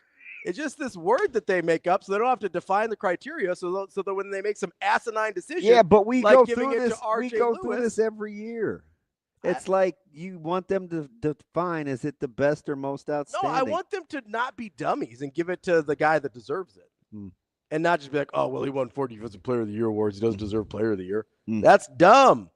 It's like when they decided before the season even started that Miles Powell was going to win Player of the Year. That guy sucked that year. Miles Powell was trash that year. What? He shot like 35% from the field. Garbage volume score. But they decided like in December that he was the best player in the conference. Well, Sorry, I got some Miles Powell trauma. I'm not going to lie to you. I just like that guy so much. Pascal. Yeah, Pascal. Eric Pascal. I wouldn't die on that hill. On which one? The Kalkbrenner Hill. I'm going to. I appreciate the advice. Pass. Damn. You'd rather die on the Coach Mack Hill? Yeah. That's interesting because I don't have a problem with Pitino winning it. I mean, I get it. They're fantastic. It's great turnaround. It's a great turnaround. He's done a lot with a program that hasn't done a lot lately. I think what they had to deal with and navigate based on the expectation level. Sure. I do think this is Mac's best coaching job. He's been nothing short of sensational. You know what's kind of funny? And that's not. There's not an ounce of homer in me. I think his. I mean, yeah, me either. I don't know homerism here. I mean, if you're just looking at. I'm just saying. Just looking at this. No homerism. No. You know what's funny is I think his second best coaching job was his worst season at Creighton. Do tell. The season after McDermott and Jahens and Ethan and those guys leave, that 14-15 year, that team was not good. Yeah, that Manigat group text exchange was incredible. I couldn't believe how DeMarinis nailed that. Oh, yeah. Like verbatim. He's pretty dialed. I was like, that's interesting. I was walking, reading, and I was like, did he AI that and tell Johans to say that? I don't think so. Yeah, that was weird. I don't know. It wouldn't surprise me if you talked to him, though. No, because the conversation was so free-flowing. He didn't have a chance to go back and get it. Yeah. He didn't. Believe I'm a big, like, I look at that, like the times and stuff to see if people can think on their own or they're Googling. Yeah. I'm petty like that. I know that's weird. Weird. I'm not petty about anything. I'm like, is that just on the Rolodex? Or? Yeah. Because some of that stuff is impressive. For sure. But I think Mac's second best coaching job was that year because that was a bad basketball team. I can't believe how they were in every game. I mean, Dixon's year was pretty incredible. It was. Listen, if they had given it to Dixon, especially how much you hate their coach. Like what he was able to do is incredible. If they had given it to Dixon, I would not have a problem. I'd be fine. I'd be like, okay, he was the best player in the league. That's fine. We're gonna be all right. It's gonna be all right. How is St. John only laying 12.5? We're gonna be all right. Because they can't score? Yeah, probably. Makes sense. I mean, I don't know. I don't totally trust St. John's. Do you? No. Right? There's too big of a butt in their resume, right?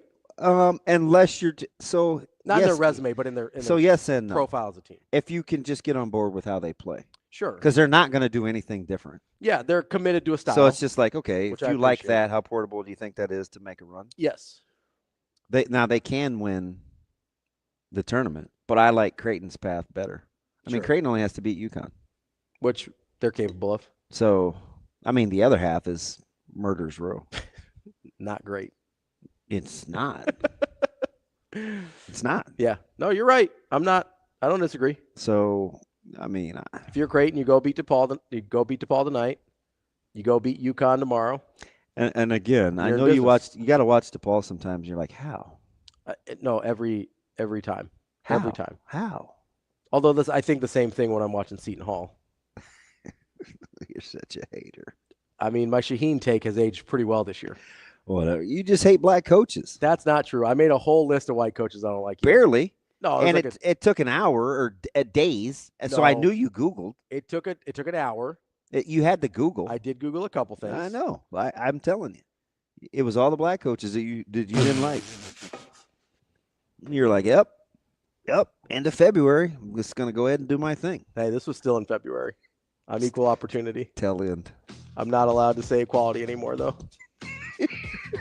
You are so childish. Sorry, I follow Michael Severe on Twitter. I still can't believe he put that out. He knew that was like slaughterhouse. Yeah, sometimes I think. And I don't mean Omaha beef. I think he just gets bored sometimes. And he can take it too. Oh, yeah. Because he's certifiable. Yeah, he might be more so than I am even. He's He out likes there. likes to come on here and whack me. We're out here, right? We've had some people. I don't think you can use that word. I think you can still say whack. It's the internet. We can say anything we want. He's talking about the list.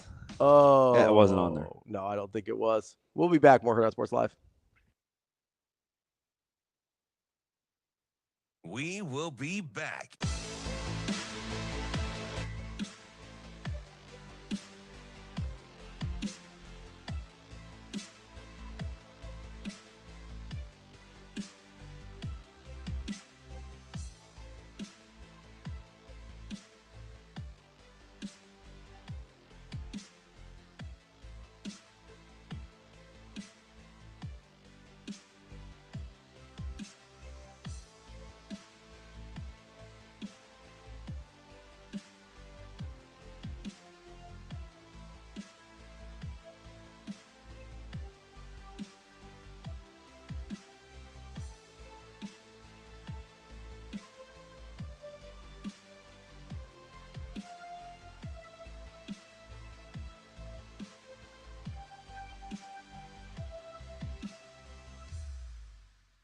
We will be back.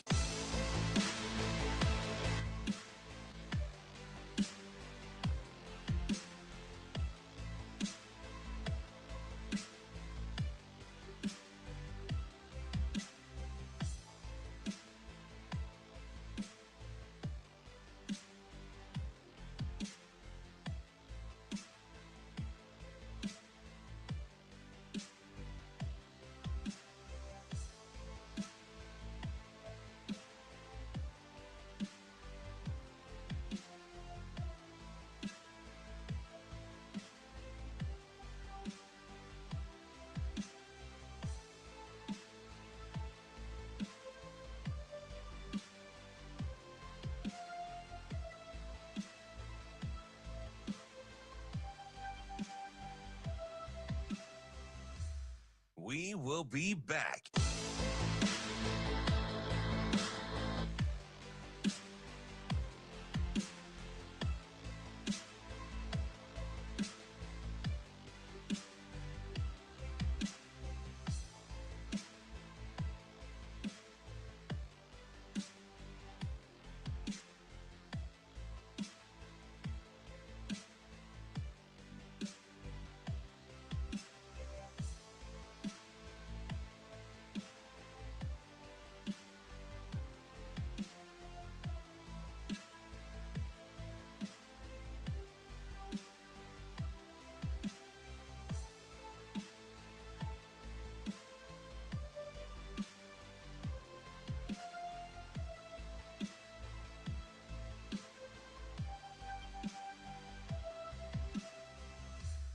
We will be back.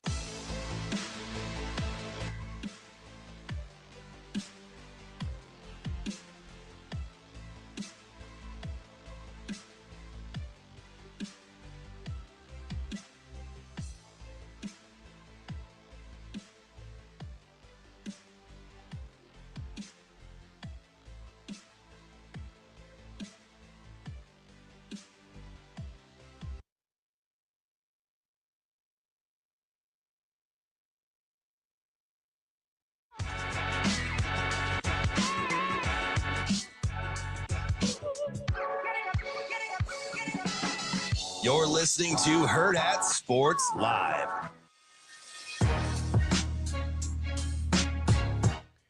Welcome back, Hurrdat Sports Live, presented by Centris Federal Credit Union. That's DB. I'm Ravi Lulla.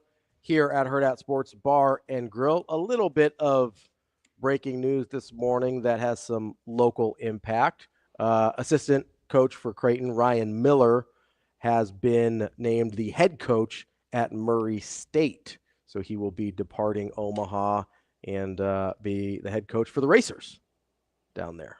Home of Popeye Jones. I mean, I was going to go John Morant, but that's cool. Yeah, whatever. You're young. Didn't Isaac Miles end up playing there? Maybe. The Creighton transfer? I know you're talking. Yeah, I know. I think he played there. Yep. They had some good players for a while. Yeah, Murray State used to be nice. Yeah, Murray State's got a little nice history of, ironically, a better basketball history than Nebraska. Good for Coach. Yes, indeed. Good for Coach Miller. Yeah, I think that's a good job. I think that's a good first head coaching job. That'll be interesting to see how he does down there. So Mac will have a spot on the staff to fill. We'll see where he goes there. And his coaching tree for guys keeps getting bigger. Coaching in March, only second to Patino, which is impressive because he's been doing it about 30 fewer years. Yeah, Mac's at 10. Tino's at 11. Yeah, incredible coaching tree from Coach Mac. Yeah, and only getting better, I think, because I mean it's uncanny. I do wonder if Preston Murphy will get a head coaching job at some point. I don't know. Apparently, people told me that there needs to be an opening first. And I was like, you'll make an opening for Preston Murphy, or you should. I'm like, no bleep. Duh. Somebody asked me a solution for what would work. That was my solution. There wasn't really an opening at offensive coordinator, and rules like, hey, Dana Holgerson, you're hired. It's weird how that happens.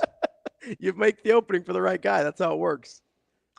That's how people operate. I'm just simply saying, if you wanted to go make a run at him, you could. I don't think most of these guys aren't applying for jobs on LinkedIn. I think that's the point. Hey, what's the other one that I can't ever figure out? Indeed. Yeah. Yeah. Just out here, it's assistant basketball coaching jobs. Like, that's not really how it's working. I got a guy. Yeah, you're not like, has Nebraska posted anything lately? No, that's not really how the job market works. Are you ready for 10 a.m. basketball? I'm always ready. It's Bowling Green. I don't know how ready you're going to be for that. Yeah, I mean, I'm probably not going to be super dialed into the Bowling Green and Akron for the Zips. It's all right. You get to see so you'll get to see a team that I like. Who is that? In one of my lock it ups. Who's that? Who we like today? We like Ohio. Ohio. The Bobcats? Landing 2.5. The Sharif Mitchell, Mr. Hunter-led Ohio Bobcats. What are you looking at over there with Thank you, DB. bated breath? I need to call him back. He sent me a message yesterday. I thought you might go with the fighting Frank Soliches over there with Ohio Bobcats. It's basketball season. Still. So I went with Sharif. Fair. Mitchell. Yeah. Landed 2.5. Yep, give me all of the Bobcats. Ohio State plus 2.5. Anybody else? I loved it when it came out. Okay. But it's risen. Moving a little bit. Like Christ, because it is almost Easter for those of you that's your flav. We are in the Lenten season. It has risen. I loved Iowa State. Mm. I liked it at 1.5. I liked it at 2. I liked it at 2.5. It is now at 3.5. Like a little bit less? Well, I mean, I get the injuries, but I think the line was right. At 1.5? I think the line was right. I'd play it up to 2.5. Up to 2.5? Yep. I'd play it up Let's to 2.5. see what old Kenneth Pomeroy Yeah, has. what's Kenneth have it at? Because a lot of times when you have that much line movement, there is a gap. He's got it right at 3. Yeah, that's. Or excuse me, 4. I can't count. He's got it at 4. Let's go. I like Iowa State. He's got Iowa State. I didn't want to go against B. Edwards, but I like Iowa State. Yeah. Yeah. I get that they're banged up. Apparently the public does as well. Getting that money in. Or it could be Sharps. Could be Sharps. It is, because right now it's only about 33%. Oh, okay. Yeah, so it must be sharp money. Yeah. Moving that line. So you're on the right side of that one, I think. We'll see. I think so. Especially considering that's one where the line feels stinky because of the previous result with BYU and Iowa State. So you have to think, hey, there's something else going on here. And I'll give you one more if you're looking for an underdog winner. Always. You got to give TK as underdog winner. I like Indiana. Ooh. And it's early. When we were talking 2.5 against Oregon. I like Indiana. When we were talking about Keats earlier, yeah, and you slapped my hand a little bit about, hey, you can't really go back and say, oh, they're playing for their coach or whatever. That's kind of what I felt like with Indiana. As soon as Woodson's announcement came out, they started playing a lot better basketball. Yeah, I like Indiana. A lot better basketball. Ken Pom has them losing by 2. And it's only 2 on the hook, so the line's right. Yeah. They're 2.5-point dogs? Yep. All right. Indiana. You like them on the money line? Yep. There we go. Outright winners. Against your Fighting Dana Altmans. I know. You got to feel a little conflicted there. I just think you need more than Biddle and Shellstead. Yeah. That sounds like a law firm. I don't trust Biddle. Biddle and Shellstead. I feel like sometimes, like, if you blow on him, he'd fall over. Yeah. But he will defend you in your divorce. Biddle and Shellstead. They got you. Is that fun? You even got numbnuts over here laughing. Yeah. Got him. Yeah, that's funny. DB, you know, what? It's not a thing. Yeah. Whatever that was. I don't even know. Yeah, it's fine. It's absolutely fine. So we got those are your winners. Indiana. We got Iowa State. And we got Ohio. The Fighting Bobcats. Let's stay hot. Of Ohio. Yep. That's 3. How you like them apples? I like apples. Do you? They're all right. Did Goodwill Hunting age better than you thought? Or did you like it real time? Both. I liked it both. Yeah. I've watched it probably within the last year. Just it came up on my TikTok too much. I was like, fine, I'll just watch it. And yeah, I still like it. I liked it then. So I didn't see it right when it came out, but I saw it probably early 2000s. Do you have any picks for the players? Play on player. How about that? I've been looking at this all week. Let me look at the odds. Who So are you liking? So 15 of the last 18 winners from the players, Mhm. they have been in the morning to before afternoon tea time. Isn't that weird? That's okay. I don't know what to make of that other than maybe the greens firm up later. Yeah, there's maybe playing conditions change right throughout the day. Yeah. Let But me look up odds here real quick. well, go ahead. I'll let you go ahead. Do your thing. What? So I'll give you 4. Who are you liking based on those numbers or that little factoid you gave? Justin Thomas. Okay. I like. So Justin Thomas is getting plus 2,000. Yep, I like Patrick Cantlay. Okay. He's getting plus 3,500. This is biased because Shane knows I like him, but he's playing well. Yeah. He made a mess of the 8th hole last week, but I'm on Jason Day. Jason Day's going to get one. He's your guy. Yep. Plus 6,500, Jason Day. And if you want kind of a longin, okay, take a look at Hurrdat. Hurrdat. Let's see if we can find him. He's down in like the 17s, maybe. Ooh, 17. Hole 17, where Hurrdat likes to hang out at the Pinnacle Bank Championship. Yep. So that's my 4-person pool. Yeah. So I mean, I am not gonna. What do you think about that, Shane? I'm not gonna go deep cut on you like that. Wrap them. One of those guys are gonna get it done. So what do I think about that? Yeah. As Wu-Tang would say, bring the ruckus. Except my man, is that Steve On? I don't think so. I tend Bardo? to pick my golfers No, it might be. the same way I pick horses in the Kentucky Derby, just names and vibes. Steve On wears his war wound like a crown. I thought that was Levon. Best name in the reasonable odds, Maverick McNeely, plus 6,500. Yeah. I also like Sepp Straka, plus 5,500. So I like hey, he fits the criteria. He's like top 5 in strokes gained too. Yeah. That's a great pick. Thank you. I know you pulled that out of your little hairy bunda, but that thing is a great pick. I looked at him. There you go. That's funny. Those are my picks. I told you, names and vibes. Hey, horses and golfers. That's what I go on. I'm telling you, Straka with strokes gained, he might be in that thing, and you're gonna be like, I pulled that out of my rear end. Look at you on Monday. You're gonna be back patting. I am. I'm gonna hurt my shoulder just patting my back so much. I should have slid him in because I did. See? I did look. If it was more than a 4-team deal or 4-person, he would have been my 5th. You know, my Sepp Straka. That's a great poll. My Winnipeg Jets and my Sepp Straka. Here we are. You're an idiot. Just killing it. Don't encourage him, Shane. You just worry about getting Landeskog skating and healthy again. That's DB. I'm Ravi Lulla. We'll be back tomorrow. More Hurrdat Sports Live. See you. Have a good day. Love you.